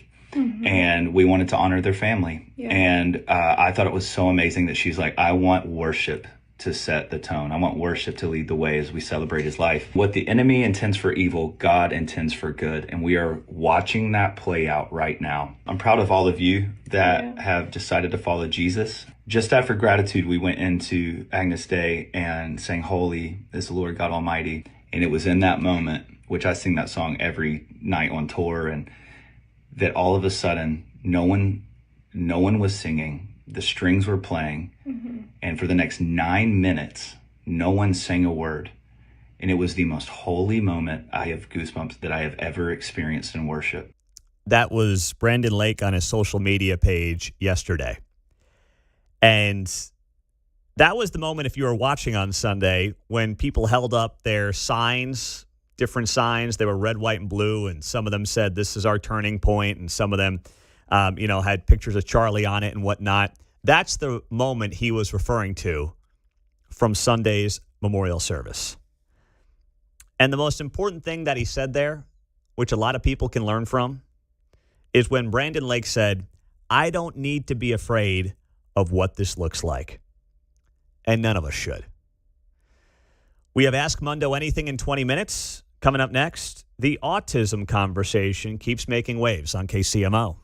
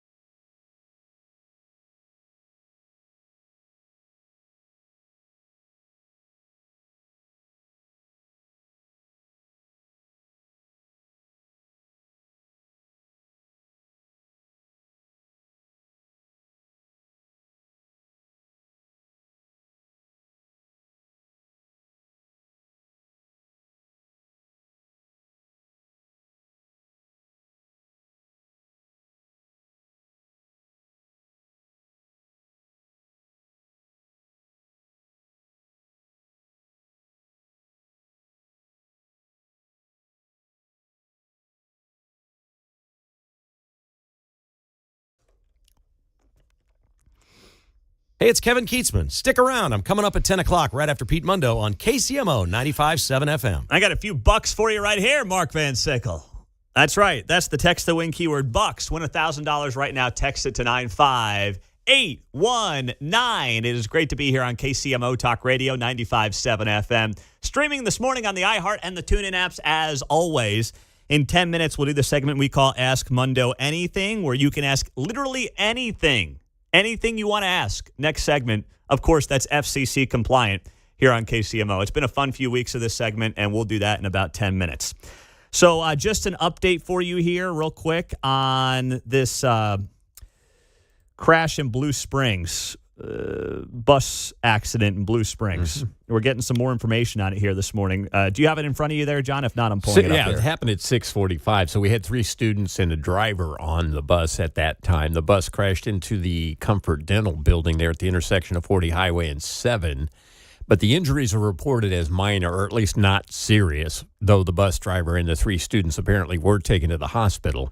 Again, those injuries are characterized as not serious. Okay. So that's where we're at. Happened at 6:45 this morning. And if you had an appointment at Comfort Dental, they just closed today. Well, another car hit a dental office, I think, last night or the night before. So, yeah, kind of tough on the dental appointments. Yeah, seriously. Yeah. All right. So, okay. Well, let's get to what's going on the autism front, right? I mean, we know what happened a couple of days ago. The administration came out and they said, hey, we're going to start saying to pregnant mothers, take precaution if you're going to use this product while pregnant. There are studies that suggest it could cause autism. It would seem to me that that would be a good conversation to have. Not that it says Tylenol causes autism. We had a very nuanced discussion about this with Dr. Christine White of Freedom Pediatrics a couple of days ago here in Kansas City. She does a great job. And you don't just discount the conversation because, well, it came from Trump and RFK, and those guys are nuts and wackos. Oh, huh? Yeah. But there's a lot of that going on. Yep. It's so disturbing. It's like, don't you want to know whether or not there might be a connection there? This isn't about shaming mothers. I mean, I've heard it framed like, oh, you're going to shame moms. No, moms deserve to know what they're taking and what the impact could be on a child. It's not about shaming anybody. Stop with that.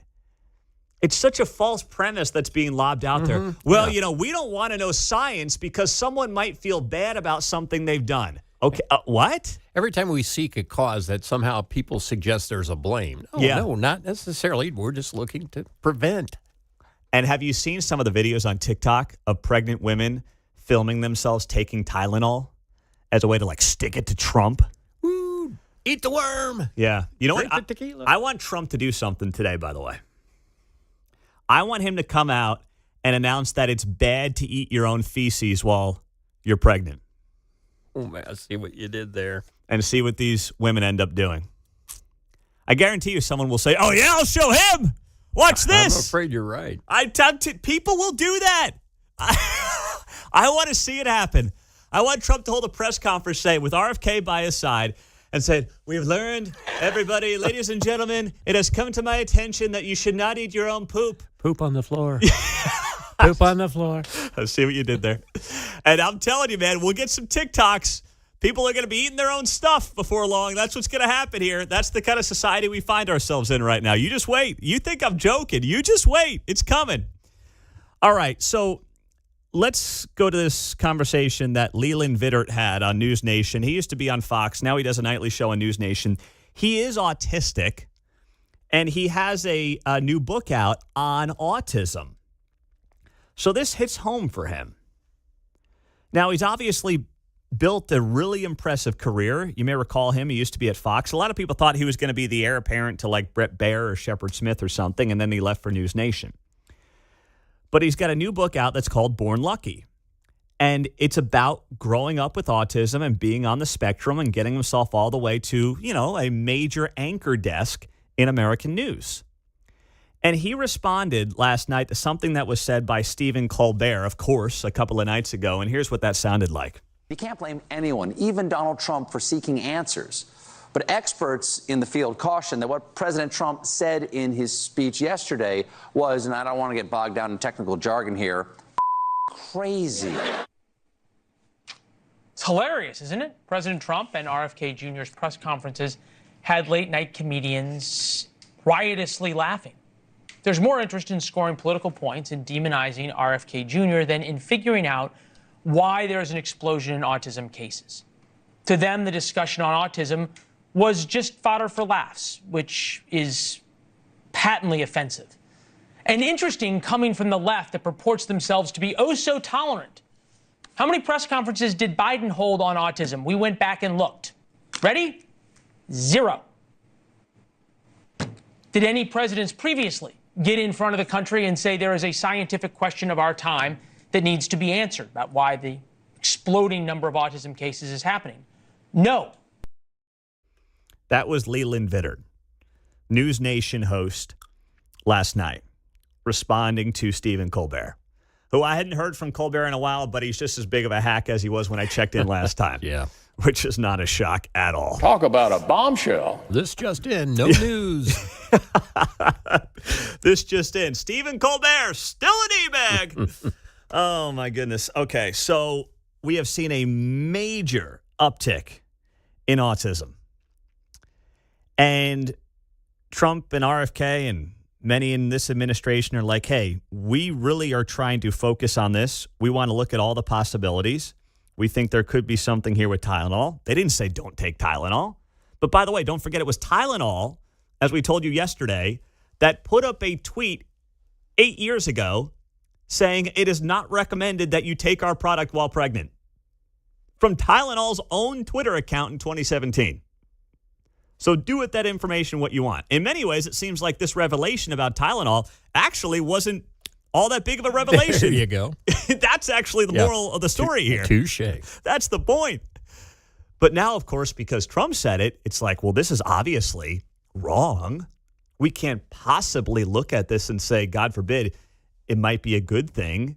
It's smart to investigate this when you've seen autism skyrocket from 3 in 10,000 back in the 1970s to now 1 in 31. That's not normal. That's not just, oh, we diagnose it better. That's something else. And that's something that should be looked into. And if Stephen Colbert wants to mock it, well, you know what? I guess that's his prerogative. It's like him and Kimmel haven't learned anything.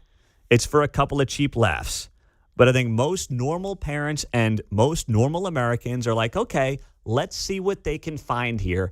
And let's at least be open to a conversation on what might be happening instead of just mocking everything they're doing.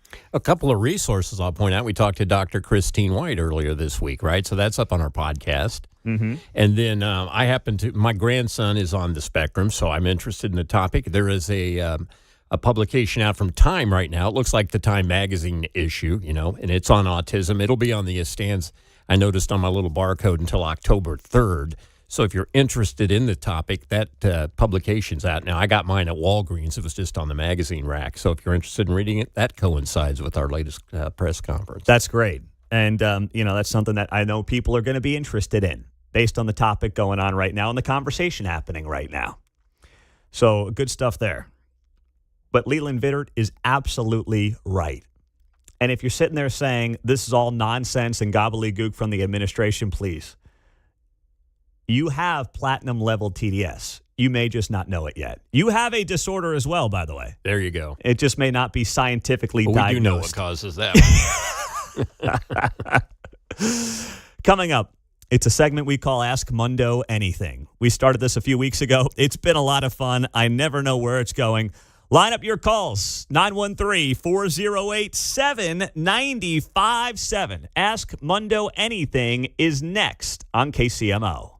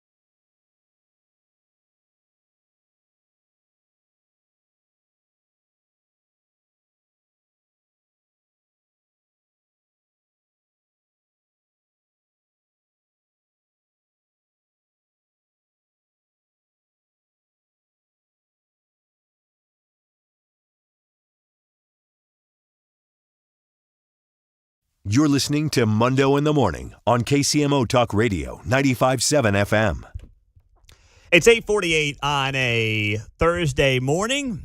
It has become that time of the week. Let's roll. It's time to ask Mundo anything on 95.7 FM KCMO Talk Radio. What do you mean?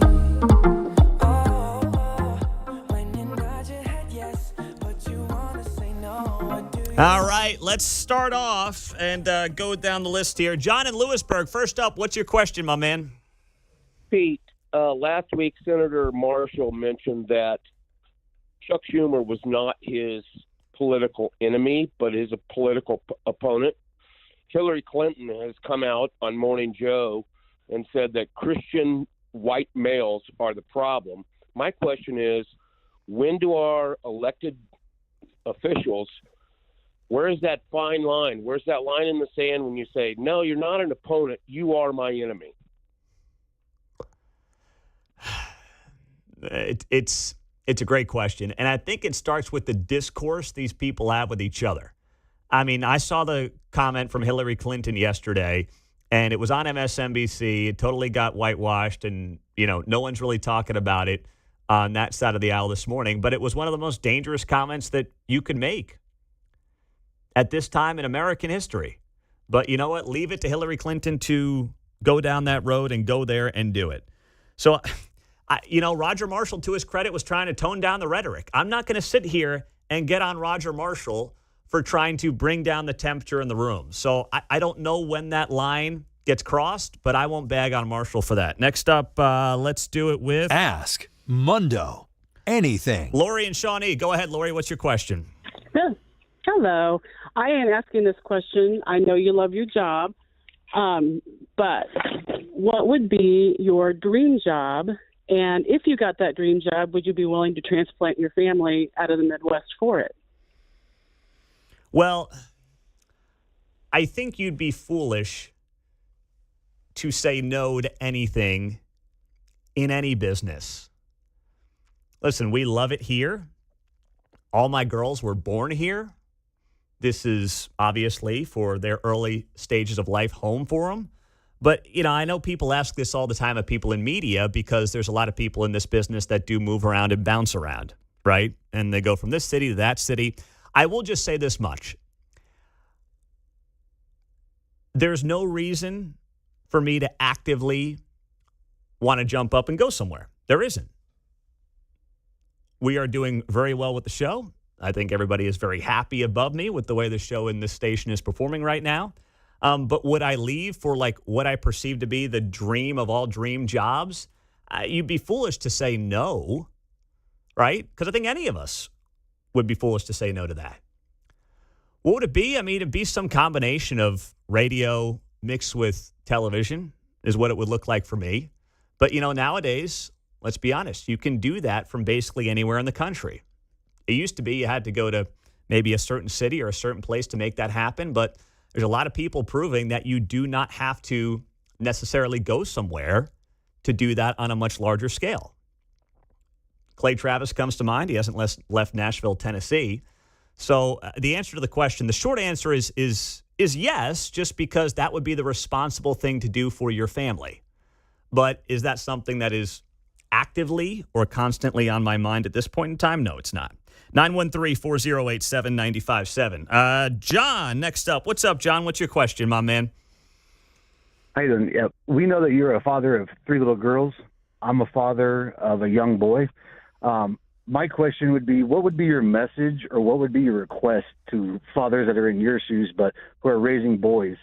What would you like to see in our community and our future going forward? Oh, man, that's a good question, John. Thanks for asking it. All right, so let me answer that in a couple of ways. Obviously, as someone who is raising 3 girls and not raising a boy, and unless mama has a change of heart, probably will never be raising a boy, I think about a few things. Having strength, and I don't mean physical strength, I mean strength to be a man, to lead a household, respecting women, because right now what you're seeing is the young boy is falling behind the young girl.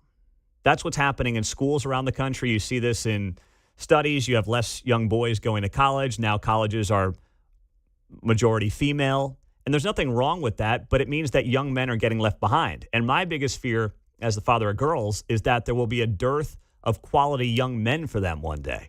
That's my biggest fear. Because boys are getting left behind. They're entrenched in video games. They're entrenched in, bad music, pornography. They're just spending a lot of time alone, and they're developing really bad habits while girls are soaring.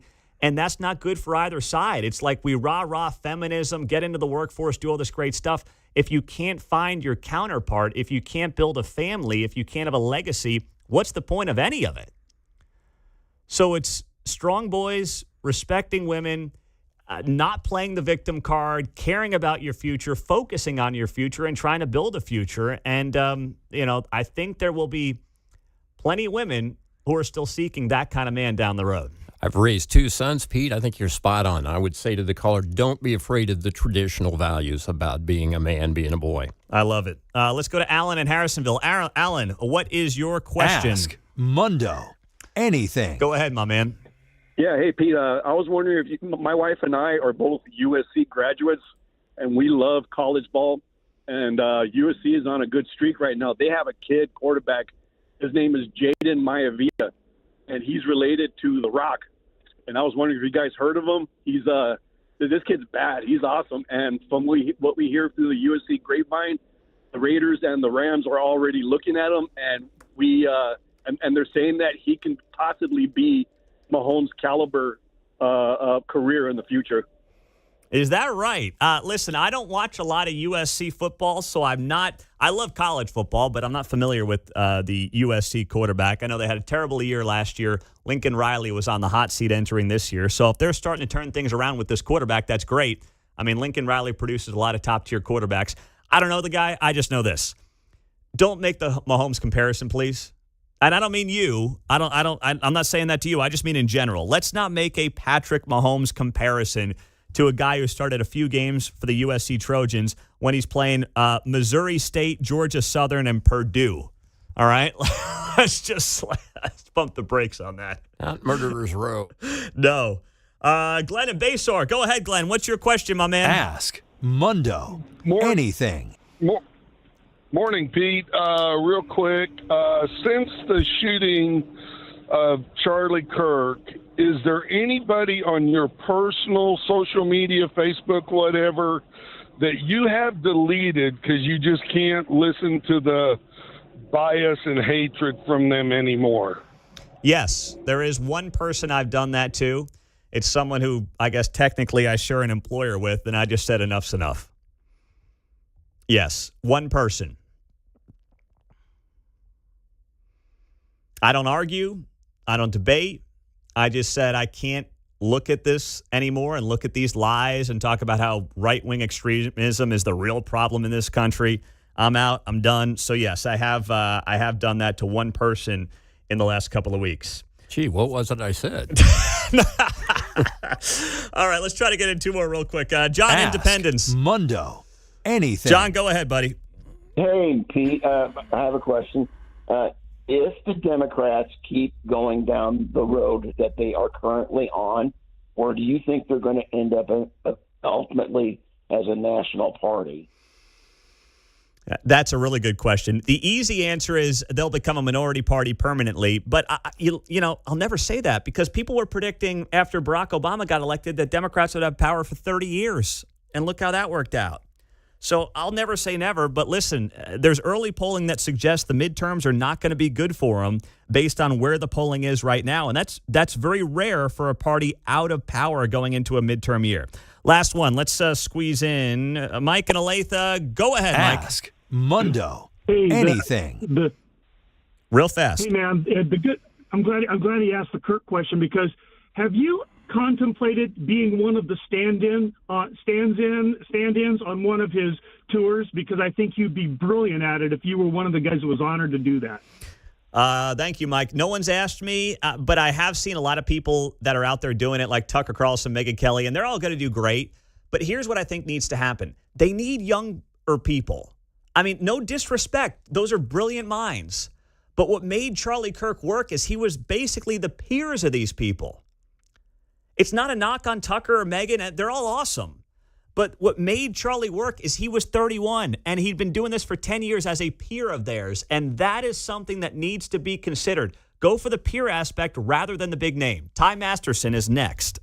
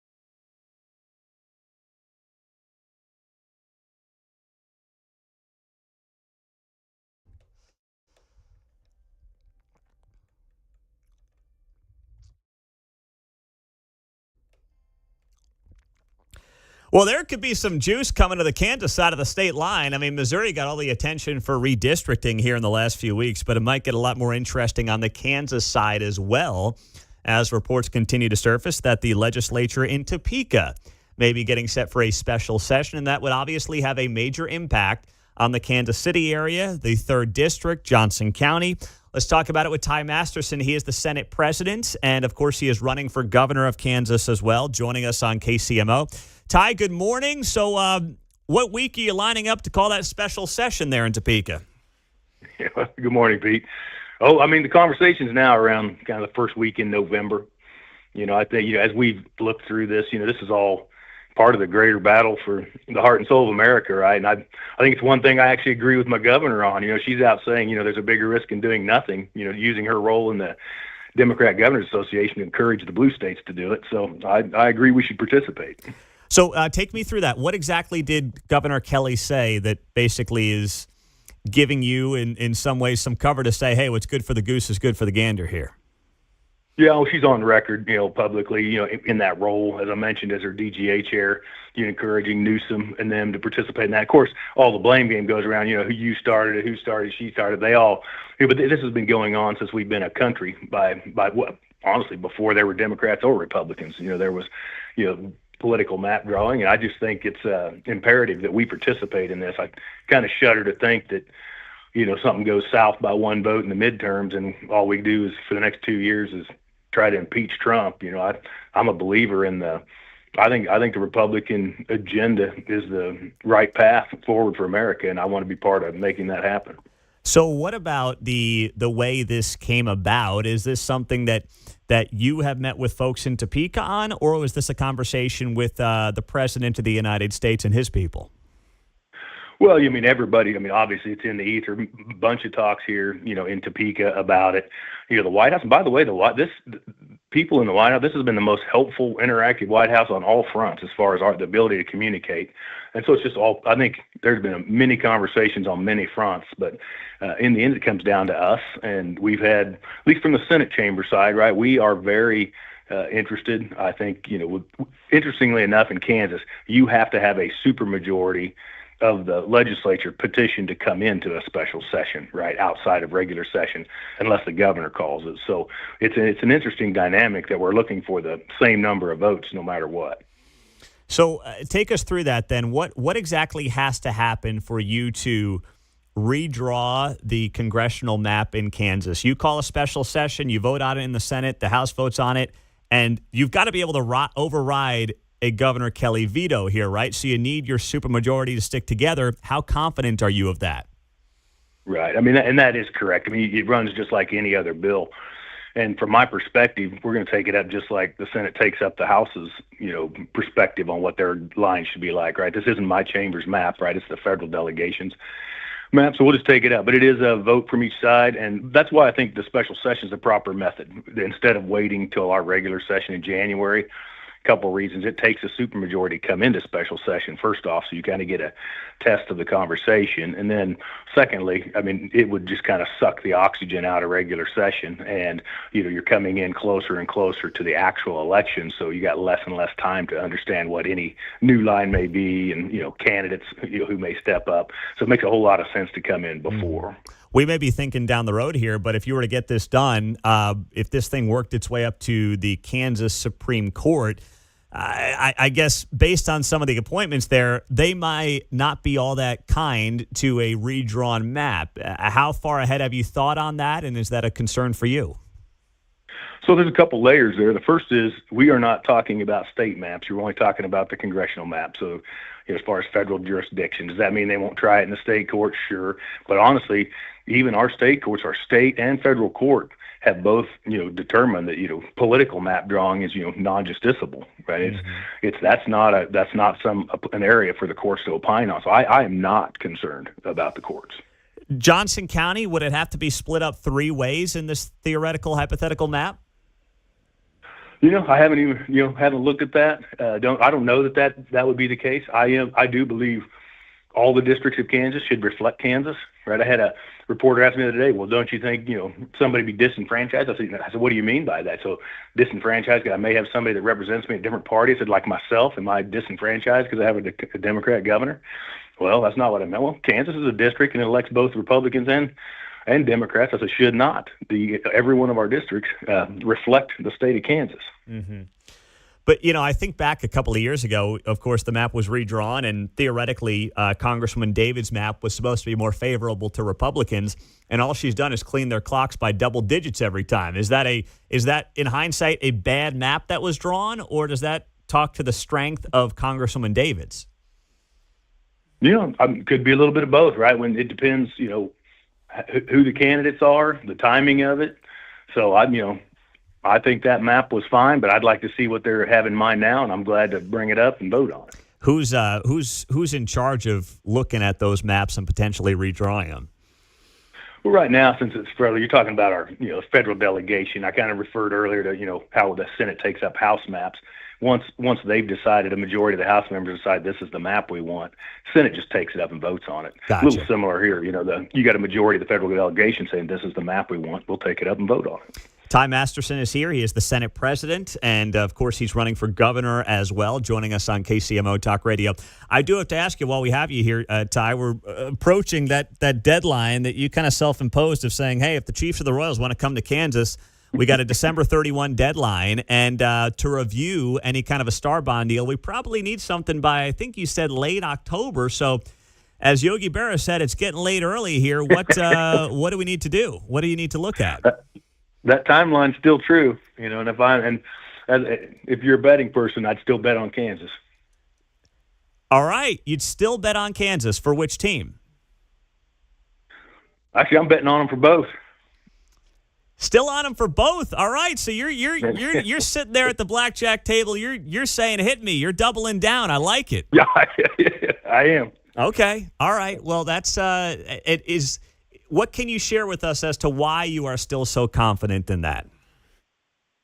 Oh, just because I think the indications, I'm not inside at all, but the indications are that there's still really productive talks going on. And I think ultimately, like we discussed, a few months ago, it's a business decision. It's kind of entertainment for us, but it's business for them. And I think, the bottom line is the bottom line, and Kansas has a better deal.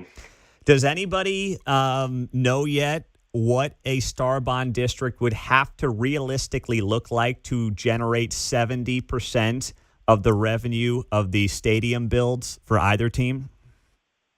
No, I've not seen a district draw yet. That's probably part of their complication, right? From the perspective of drawing the proper district that truly does use the true benefit district, and isn't outrageous. And that's where it could fall apart, honestly. If they bring us something that's ridiculous, I mean, it's just not going to happen. So. I mean, if the Chiefs say we need all of Wyandotte and all of Douglas County or something, I mean, as much as you'd like to have the team, that's correct. Not only disingenuous, I think that's political suicide. 100%, right. And I've made that clear to everyone involved. Don't bring me something stupid. Don't bring me something stupid. It isn't going to happen. Okay, so it's on their side to kind of crunch the numbers and see what realistically would work that then you guys as a board would go on to approve, right? That's the order here of how this would have to work out? Yeah, exactly. All right. Well, he's standing firm on that. I like it. Senate President Ty Masterson on KCMO. We appreciate it, and it sounds like we'll have a lot of reasons to talk to you more further here in the next few weeks, so we'll do it again. Thanks, Pete. All right. Ty Masterson on KCMO. We could have redistricting in a special session. We could have a couple of sports franchises in Kansas. I mean, man, he's going to be on weekly. Who needs Quentin Lucas weekly? We got to get Ty Masterson weekly with all the things happening over there. We could do both of them weekly, all right? Everyone weekly. You get a weekly. We're going to give some of our guests promotions to up our street cred out there. Oh, man, that is too good. Congressman Lucas. Yeah. There's Governor Masterson. Let's not get ahead of ourselves. Start charging them. No. We don't do that. No. All we ask is you support our great advertisers, and everything else is free. All right? That's all it is, Mark. Stop getting ahead of yourself in there, man, okay? Jeez. Scaring people now, Mark. Scaring people. Oh, man. Okay.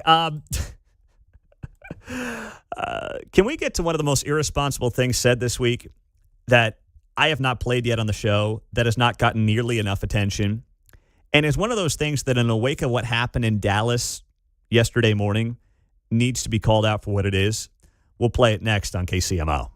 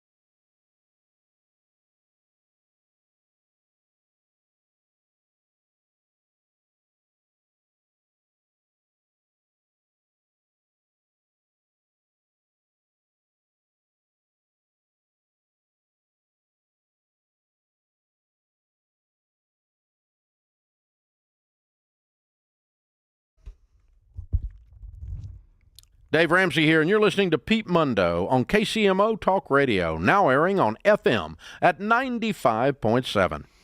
So did you see, I just want to address this real quick before I get to my next story here on the text line. Pete, sounds to me like Ty Masterson is hitching his gubernatorial wagon to the sports teams.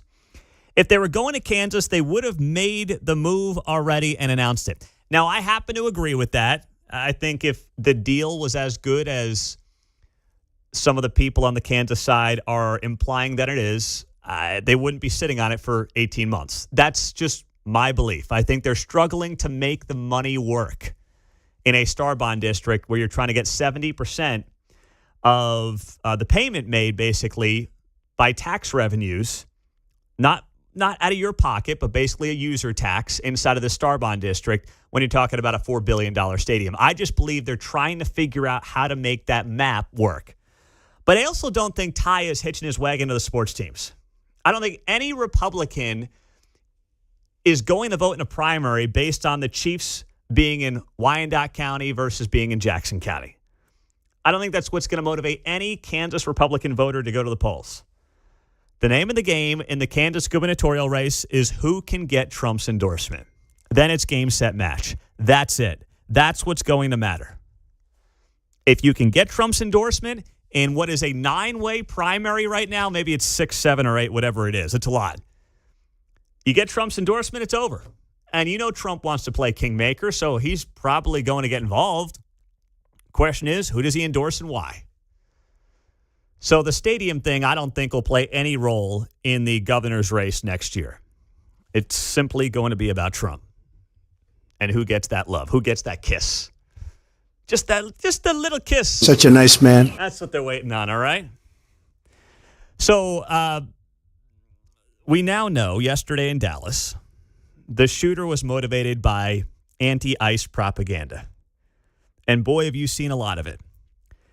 The only thing I really posted on social media of note about this came on my Facebook page, and it was really just a very simple commentary. All I wrote was, it would be great if politicians stopped calling ICE agents fascists, the SS, and the Gestapo. It is dangerous, and it is crazy. And it's also a lie. But that literally happened 2 nights ago, of course, on Stephen Colbert's show. Kevin Newsom goes on there. He's waving his hands around like a maniac. I mean, the guy looks like he's on something as he waves his hands around like a crazy person. And he made these wild accusations. Now, I'm not blaming Gavin Newsom specifically, but this is the kind of rhetoric that has been completely out of hand for 9 months when ICE agents are doing what they're legally required to do by the duly elected president of the United States. And this is the kind of stuff you're getting every single day on various cable news shows, on late night TV, which is supposed to be comedy hour. I mean, Johnny Carson's rolling in his grave somewhere at what Stephen Colbert and even David Letterman. I mean, Letterman, you knew he leaned left, but he'd have on Bill O'Reilly. He'd be funny about it. They would share some chuckles. All you've got is Newsom railing on Trump and ICE. It's not even like humorous, even if he was trying to be. There's nothing about this that's funny. That's happening in the United States of America. Masked men jumping out of unmarked cars, people disappearing, no due process, no oversight, zero accountability, happening in the United States of America today. People ask, well, is authoritarianism, you're being hyperbolic? Bull, we're being hyperbolic. If you're a black and brown community, it's here in this country. And so I'm deeply proud that I had the privilege of signing the nation's first bill to address the issue of masking. Also to require, you have simple identification, to your point. I mean, if some guy jumped out of an unmarked car in a van with a mask on, tried to grab me, I mean, by definition, you're going to push back. That's Gavin Newsom 2 nights ago. Less than 12 hours after that conversation happens, you have a crazy man on a rooftop in Dallas shooting at ICE agents while his casings read anti-ICE on them. It's not on Gavin Newsom individually, but it's that kind of hateful, disingenuous rhetoric that is all over our political ecosystem that is causing this kind of violence. And don't forget this either, all right? When Gavin Newsom says, these ICE agents shouldn't be masked, dude, they're getting shot at. Okay? They have to hide their identities because of your insane rhetoric about them and what they do for a living, which they are legally allowed to and being required to do. Just because the last guy didn't care about the law, and just because the last guy said, come on in, we got a spot for you here, doesn't mean now when they go out there and do their jobs, you get to target them. That's why they have to do this. They only started wearing masks, for the most part, when you guys started calling them the SS and the Gestapo and fascists. And it's by the grace of God, none of them died. Now, it's sad. It's awful that these detainees, or at least one of these detainees, did die yesterday. But the shooter apparently was just shooting indiscriminately and only hit detainees, is what we're learning. Rachel's on KCMO. Good morning, Rachel. Hi, Pete. I just was saying it is on Gavin Newsom because every individual makes up a collective whole, and you can't have a collective whole without the individual that creates the whole. So it is on him and every other individual person stating. Well, I see what you're saying. I totally get it. I just don't want to make the case here, and I totally get it, Rachel, and you're right. It's a little nuanced, but all I'm saying is I'm not sitting here and saying Gavin Newsom said this on, I guess that would have been Tuesday night on Colbert, and then this thing happened in Dallas Wednesday morning, and that's because of what Newsom said on Colbert. But you're right. As a collective whole, they've all got to ratchet it down a few notches. I noticed the left has a strange relationship with adjectives and adverbs. There weren't very many in his statement to describe the situation. He just makes this generic unmasked people jumping out of vehicles, people disappearing. And other times they like to add stuff to just overinflate. I mean, they can't seem to balance out the adjectives and adverbs. No, they love that. I mean, it's just a lot of exaggeration, but it also is scary when it goes from exaggeration to lie. Mm-hmm. And there's been a lot of that. I mean, you've had multiple ICE facilities that have been targeted in attacks in the last several months. That's what's happened in this country. And you think about that combined with all the other political violence of just the last 30 days, Minneapolis, Charlie Kirk, yesterday. It's extremists on one side. I'm not saying there aren't crazy people of all political stripes. There are.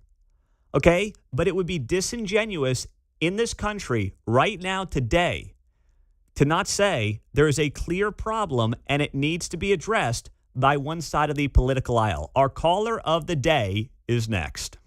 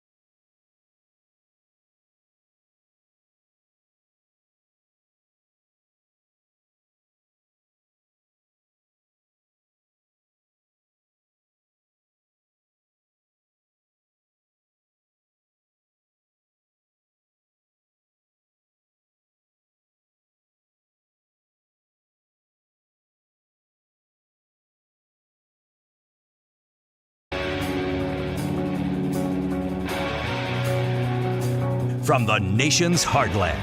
It's Mundo in the Morning on 95.7 FM KCMO Talk Radio.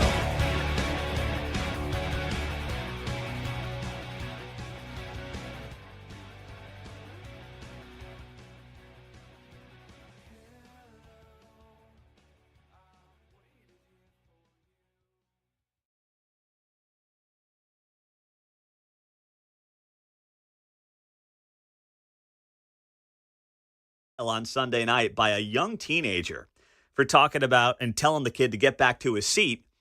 And this thing's gone viral. TMZ, New York Post, everybody's picked it up. Mayor Lucas said we got a problem with young teenagers and the crimes they're committing around Kansas City. And then we talked about these blue lights. So these blue lights are going to be going up on police cars around Kansas City, and they'll be on, and you don't have to pull over for the blue lights. You don't have to do any of that. The blue lights are just a way for cops to signal they're in the area. That's what it's all about. So that's coming to Kansas City. It has been a point of controversy for some, with some people claiming, hey, you know what? Is this really going to do anything? Or is this just going to basically allow criminals to say, oh, look, there's a cop car coming? I'm a supporter of it because guess what? I support trying anything right now in Kansas City that's proactive and can stop crime. But I know some of you disagree, including our caller of the day on KCMO Talk Radio, 95.7 FM, and always streaming on the KCMO Talk Radio app. It's the Mundo in the Morning Caller of the Day on KCMO Talk Radio, now on FM at 95.7. Jim's in Kansas City. Hey, Jim. Hey, I'd like to sound off about the blue light thing. I do not support it. It's because you're going to discourage proactive enforcement. If you're a drug dealer, you're running drugs, you're running guns, whatever, you see the blue light, you're just going to turn away from a mile away. You can't have proactive enforcement if you're advertising where you're at from super far away. Because that's how you catch bad guys. Listen, I get the argument, and I'm not in law enforcement, so I'd like to hear from people on both sides on this. My thought is we all say we want to see more patrol around neighborhoods in Kansas City. I think everybody would agree on patrol being an important part of the job, and just having a presence is an important part of the job. So I don't mind it because to me it signals, hey, we've got people around who are trying to keep this neighborhood in particular safe, and people are paying attention. So I don't mind it inherently. I don't have a major problem with it. Well, I'm just telling you, if you do it in like power and light, high visibility areas, I get that. But if you're trying to stop guys that are dealing drugs, he drives by you, he looks at the cop car and says, oh, crap. And then that's when you find a traffic violation, you pull him over. But if he sees you from a mile away, he's going to turn and run his dope another way. There you have it, Jim in Kansas City, our caller of the day on KCMO Talk Radio. So I see what he's saying, and we got a couple of calls after that also disagreeing with me on it. I just believe that Kansas City's got to try something new. And if this is a proactive way to go about doing it, so be it. Mayor Lucas says, D.C.'s doing this. Now, D.C.'s had a good run here as of late. How much of that is tied to President Trump? Well, I think a lot of it, and the National Guard. But still, I look at this as a major opportunity for those around Kansas City to try to basically get this crime under control. So I appreciate Jim's thoughts and a good call there by him. But I'm just sitting here saying to myself, why not try something new? Why not be proactive? And why not try something different? Coming up, we'll wrap up the show here on a Thursday with Kevin Kietzman. Listen, this is going to be a huge weekend in this town. There's a lot that's going to be happening sports-wise. And with the heavy news cycle we've got right now, not just in Kansas City, but around the country, we got to talk about the fun stuff once in a while, too.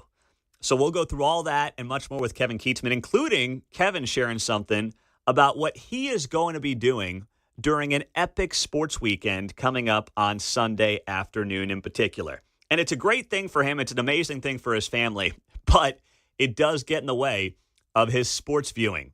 We'll tell you what that is coming up on 95.7 FM KCMO.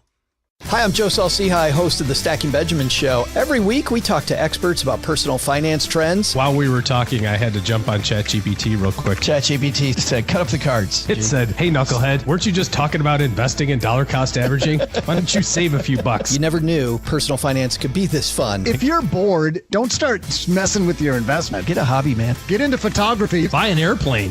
Guess what investment I made? The one that keeps on giving. Stacking Benjamins. Follow and listen on your favorite platform. First impressions matter, especially for your business, and Digital Lagoon is here to make yours unforgettable. For 30 years supplying commercial large and small format printing, our expert team ensures your brand stands out. We print products from banners to brochures, wall or interior graphics, and point-of-sale materials.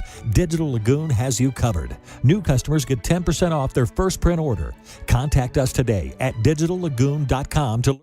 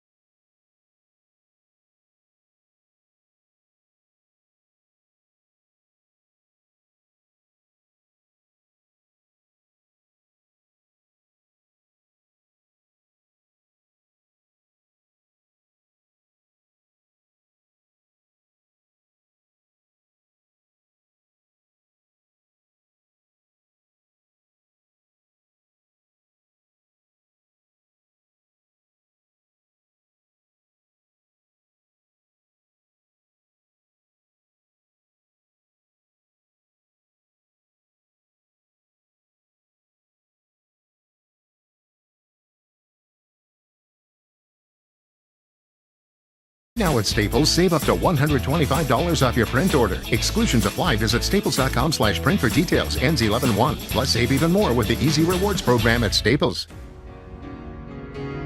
Stream Mundo in the morning on the KCMO Talk Radio app. It's been another heavy news week, so I figured, hey, let's get Kevin Kietzman in here a day early, have some fun to wrap up the show on KCMO Talk Radio. You know, Kevin, it's weird because the Ryder Cup is happening, of course, this weekend on Long Island in New York. Trump is going to be there on Friday. For those that don't know, it's a golf tournament played every other year, and it's a team event. It's Team USA versus Team Europe. And with everything going on in the world, how electric is that going to be? It's going to be crazy, and I marvel at Donald Trump, the things that he does, and the threats on his life, and everything he's been through, that he just keeps going everywhere. I mean, people would say Trump is like this bombastic, always talking, bloviating, doing all these different things. His actions speak way louder than his words. The things that he does as a president, and then the way he leads like this, it's incredible. How can you not respect the fact that he's willing to go out there? 100,000 people run around on the loose, a lot of them drunk, acting like fools. It's going to be a wild scene. The Ryder Cup's crazy. It's not the Masters. I mean, the fans go absolutely nuts. They boo the Europeans. Like, this is not like any other golf tournament. It's going to be wild, but, man, that guy loves golf, so I think it's going to be blessed. This might be the greatest sports weekend of the year. So we will get to that because you're right. If you have a wedding this weekend, I already feel sorry for you. It's a terrible weekend to have a wedding. Shame on the groom, right? Yeah. We can all shame the groom this weekend who's getting married. We should. What about his son and his wife from Phoenix expecting a child in December, coming home for a baby shower Sunday afternoon? Oh, do you know somebody like that? That's my son. Oh, my gosh. Can you believe it? Oh, we put a pin in that because we do need to get into that, too, and give Spencer a hard time. But I just think about Trump. I think about this Ryder Cup. It's in his backyard. It's on Long Island in New York. That crowd is going to be out of freaking control. And listen, I think Team USA is in a tough spot. I don't know how you feel about it, but Europe's been cleaning their clock the last few Ryder Cups. So I think it's going to be tough for Team USA. But, man, if there's ever going to be a home crowd field, it's going to be this weekend. Yeah, it is. It's going to be wild. And I'm not a big believer in just because the Europeans want to win more, they do win more. So it's a team event. The first 2 days, for those that don't know, it's you and I would be a partner for 18 holes against 2 Europeans. But then on Sunday, it's just 12, one against one, 12 players across the board. And sometimes the matchups, the drawings can be unlucky. I think the Ryder Cup does something really dumb. I think it should be automatic based on world golf ranking. The number one player on your team versus the number one on their team, number two versus number two, 3 versus 3, all these things. So this would be Rory McIlroy against Scotty Scheffler, 1 versus 1. And then go down the list. Once you start randomly pairing up, anything can happen. The captains draw these things out of a hat for Sunday, the way the matches. So I don't like that part of this competition, but the Americans have been pretty good at singles. I just don't think any given year that anybody really should be the underdog. Yeah. I don't understand that. It's golf, and you're out there in match play. And if it was just as easy as trying harder, then why couldn't you win? That's a good point. So what do you look at when it comes to this tournament in particular? Like, I love golf, but I admit we get to August, British Open's done. I'm kind of checked out. I don't get into those FedEx Cup playoffs a lot. I don't know if you do. But this is more about Team America. And it's only once every 2 years, so there's a different feel to it, Olympic-ish feel to it as well, that I think people embrace. But with football being king, it's hard to cut through now. If you're not, whether you're Major League Baseball or golf, it is so hard to cut through right now. It has been around forever, so the Ryder Cup doesn't want to change that. The Europeans couldn't care less, but the football in America is a real problem for this event. They should have this over before. They should do the Ryder Cup the week before.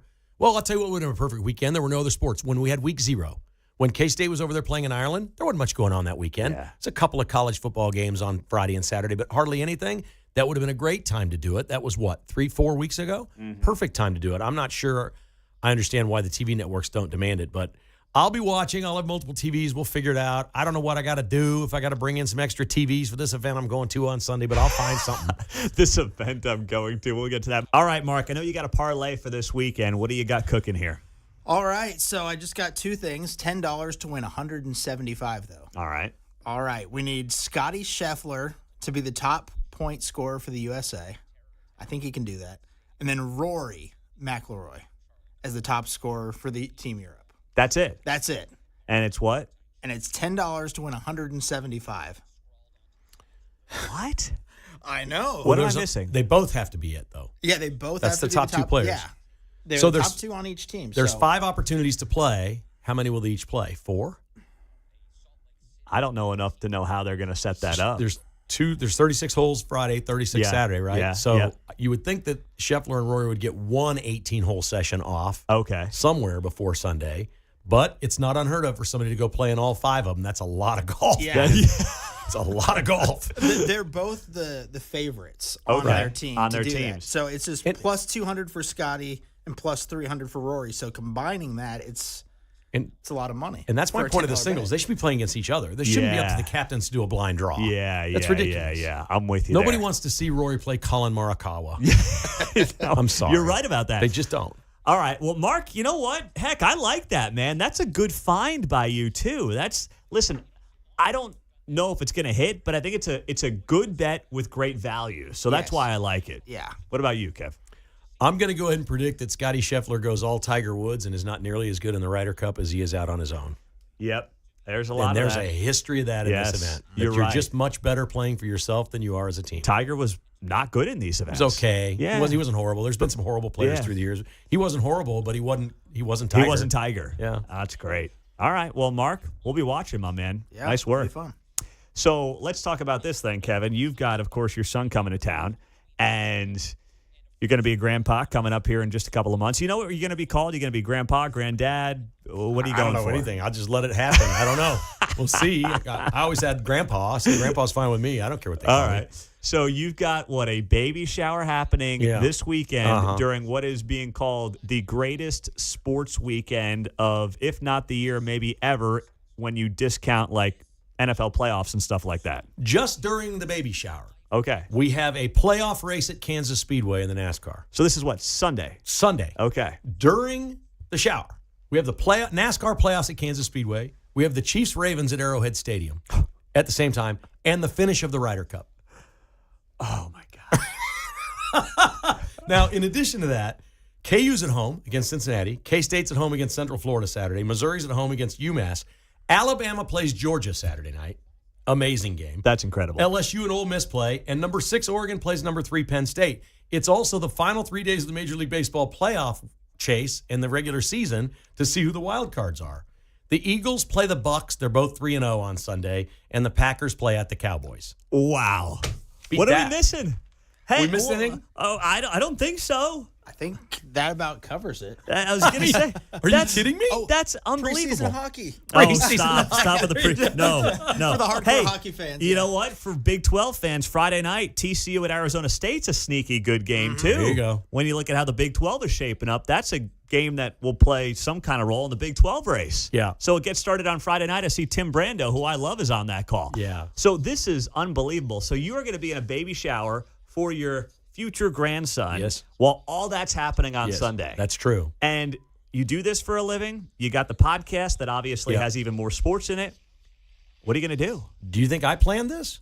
Well, clearly not. You're going to be like me shooting that wedding a couple weeks ago. You got your phone down there during the celebration. Yeah. Here's the worst part. It was going to be Saturday afternoon, but Spencer thought, K-State's playing at home that day. I might want to go to Manhattan that day, so let's do it on Sunday. Now he doesn't want to go to Manhattan because K-State sucks. Oh, no. He's like, no, I'm not going. K-State's not worth the drive. What? I see they're 5-point favorites against UCF. They've been a favorite in every game this year. I know. Not beating anybody. Wait, he's got to go just to justify having the event on Sunday. No, ship has sailed. He could get a cheap ticket, I'm sure. He's got to show his wife has never been to Manhattan, right? Right, that's correct, yeah. Take her out there, have a good time, and justify having the baby shower on Sunday. Baby needs new shoes. He's going to save the ticket money now to buy some shoes, I think. I don't know. Oh, he's thinking like a dad. I respect that. We're actually doing it at kind of an event space in a clubhouse that has a rooftop, and there's multiple TVs. So I have not been there. I've not seen it. I didn't plan any of this. I'm just doing the Stroud's Catering because they advertise right here on KCMO Talk Radio. So Stroud's Catering, I'm in charge of getting all that in there. But I'm told they have the proper television service that will be able to get all this on different TVs. But we'll see. All right. I'm always dubious that they have the right applications for their television. Oh, that's a good point. So, all right. So is Spencer at least going to be kicking it with Dad during a big Saturday of college football and I Ryder think Cup? we'll probably watch a little bit. Yeah, we got All a right. KU State doubleheader. They play at the same time. We'll probably watch some of that. Okay. We'll have a good weekend. All right. It Yeah, it'll will be be a great. good weekend. But, man, your Sunday afternoon. Now, what are you telling all your friends who might stop by the baby shower? Well, we're starting it at 2. The Chiefs play at 3:25. Most of the concern has been, well, what about the Chiefs game? I said, listen, you're more than welcome to come for an hour, shake their hand, drop off a card or whatever, and leave. You don't have to stay. You don't have to stay. But we do have the event space till 7 o'clock. So anybody wants to stay and watch the Chiefs, we can turn it into a watch party. I All think right. that's what it's supposed to be, as a Chiefs watch party after the shower. Okay. All right. Well, that's fair. So you'll be there the whole time. When's it officially end? It says 2 to 7 on the invitation. So I'll have the Ryder Cup on my phone. I can tell you that right now. And I may have my the talk radio headphones in. So don't talk to me.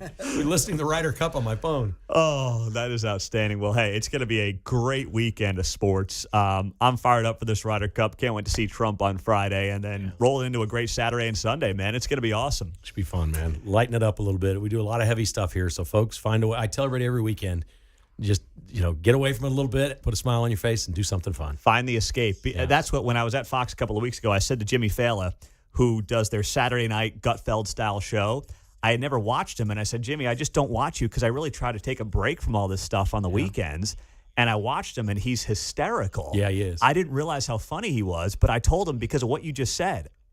You got to take a break sometimes from all the craziness going on in the world, and sports is obviously a great outlet for it. And that makes Monday by far your hardest show, doesn't it? Yeah, it does. You're right. Take a day or two off. You're like, man, you feel naked like you don't know anything. I know. It's weird. It's crazy. Well, hey, have a great show, Kev. Thank you, buddy. Uncanceled is next. Back tomorrow morning at 6 on KCMO. What are you doing every day to support your liver? If you enjoy sweets, fast food, alcohol, or take any medications, that's a vital question to ask. Hi, I'm Sherry Torkas, pharmacist and health author. For over 30 years, I've helped people make informed decisions about their health, especially concerning prevention and long-term wellness. Supporting your liver isn't just a wellness trend, it's a daily essential. That's why I recommend Active Liver by New Nordic. It's made with plant-based ingredients like milk thistle, turmeric, and globe artichoke, herbs clinically studied for their protective and restorative effects on the liver. Active Liver blends traditional herbal wisdom with modern scientific research. Not all supplements are created equal. I trust Active Liver because it's backed by science, meets strict quality standards, and delivers true daily liver support. Protect your liver and give it the support that it deserves by making Active Liver from New Nordic part of your daily wellness routine. Find Active Liver in stores at your local CVS, Meijer Grocery, or online at Amazon or NewNordicUSA.com. Issues in this country and around the world are ever-changing. How will they impact the retirement dollars that you have worked so hard for? Take the fear out of retirement by tuning into the Retirement Income Hour. I will have information that will help you navigate through these ever-changing times. So join me, Mark Falter, for the Retirement Income Hour, Saturday and Sunday mornings at 9 a.m. Mid-American Wealth Advisory Group is a registered investment advisor with the U.S. Securities and Exchange Commission. Registration with the SEC does not imply a certain level of skill or training. We all hear the radio ads about the IRS. They tell you to be afraid, to be scared, and they try to frighten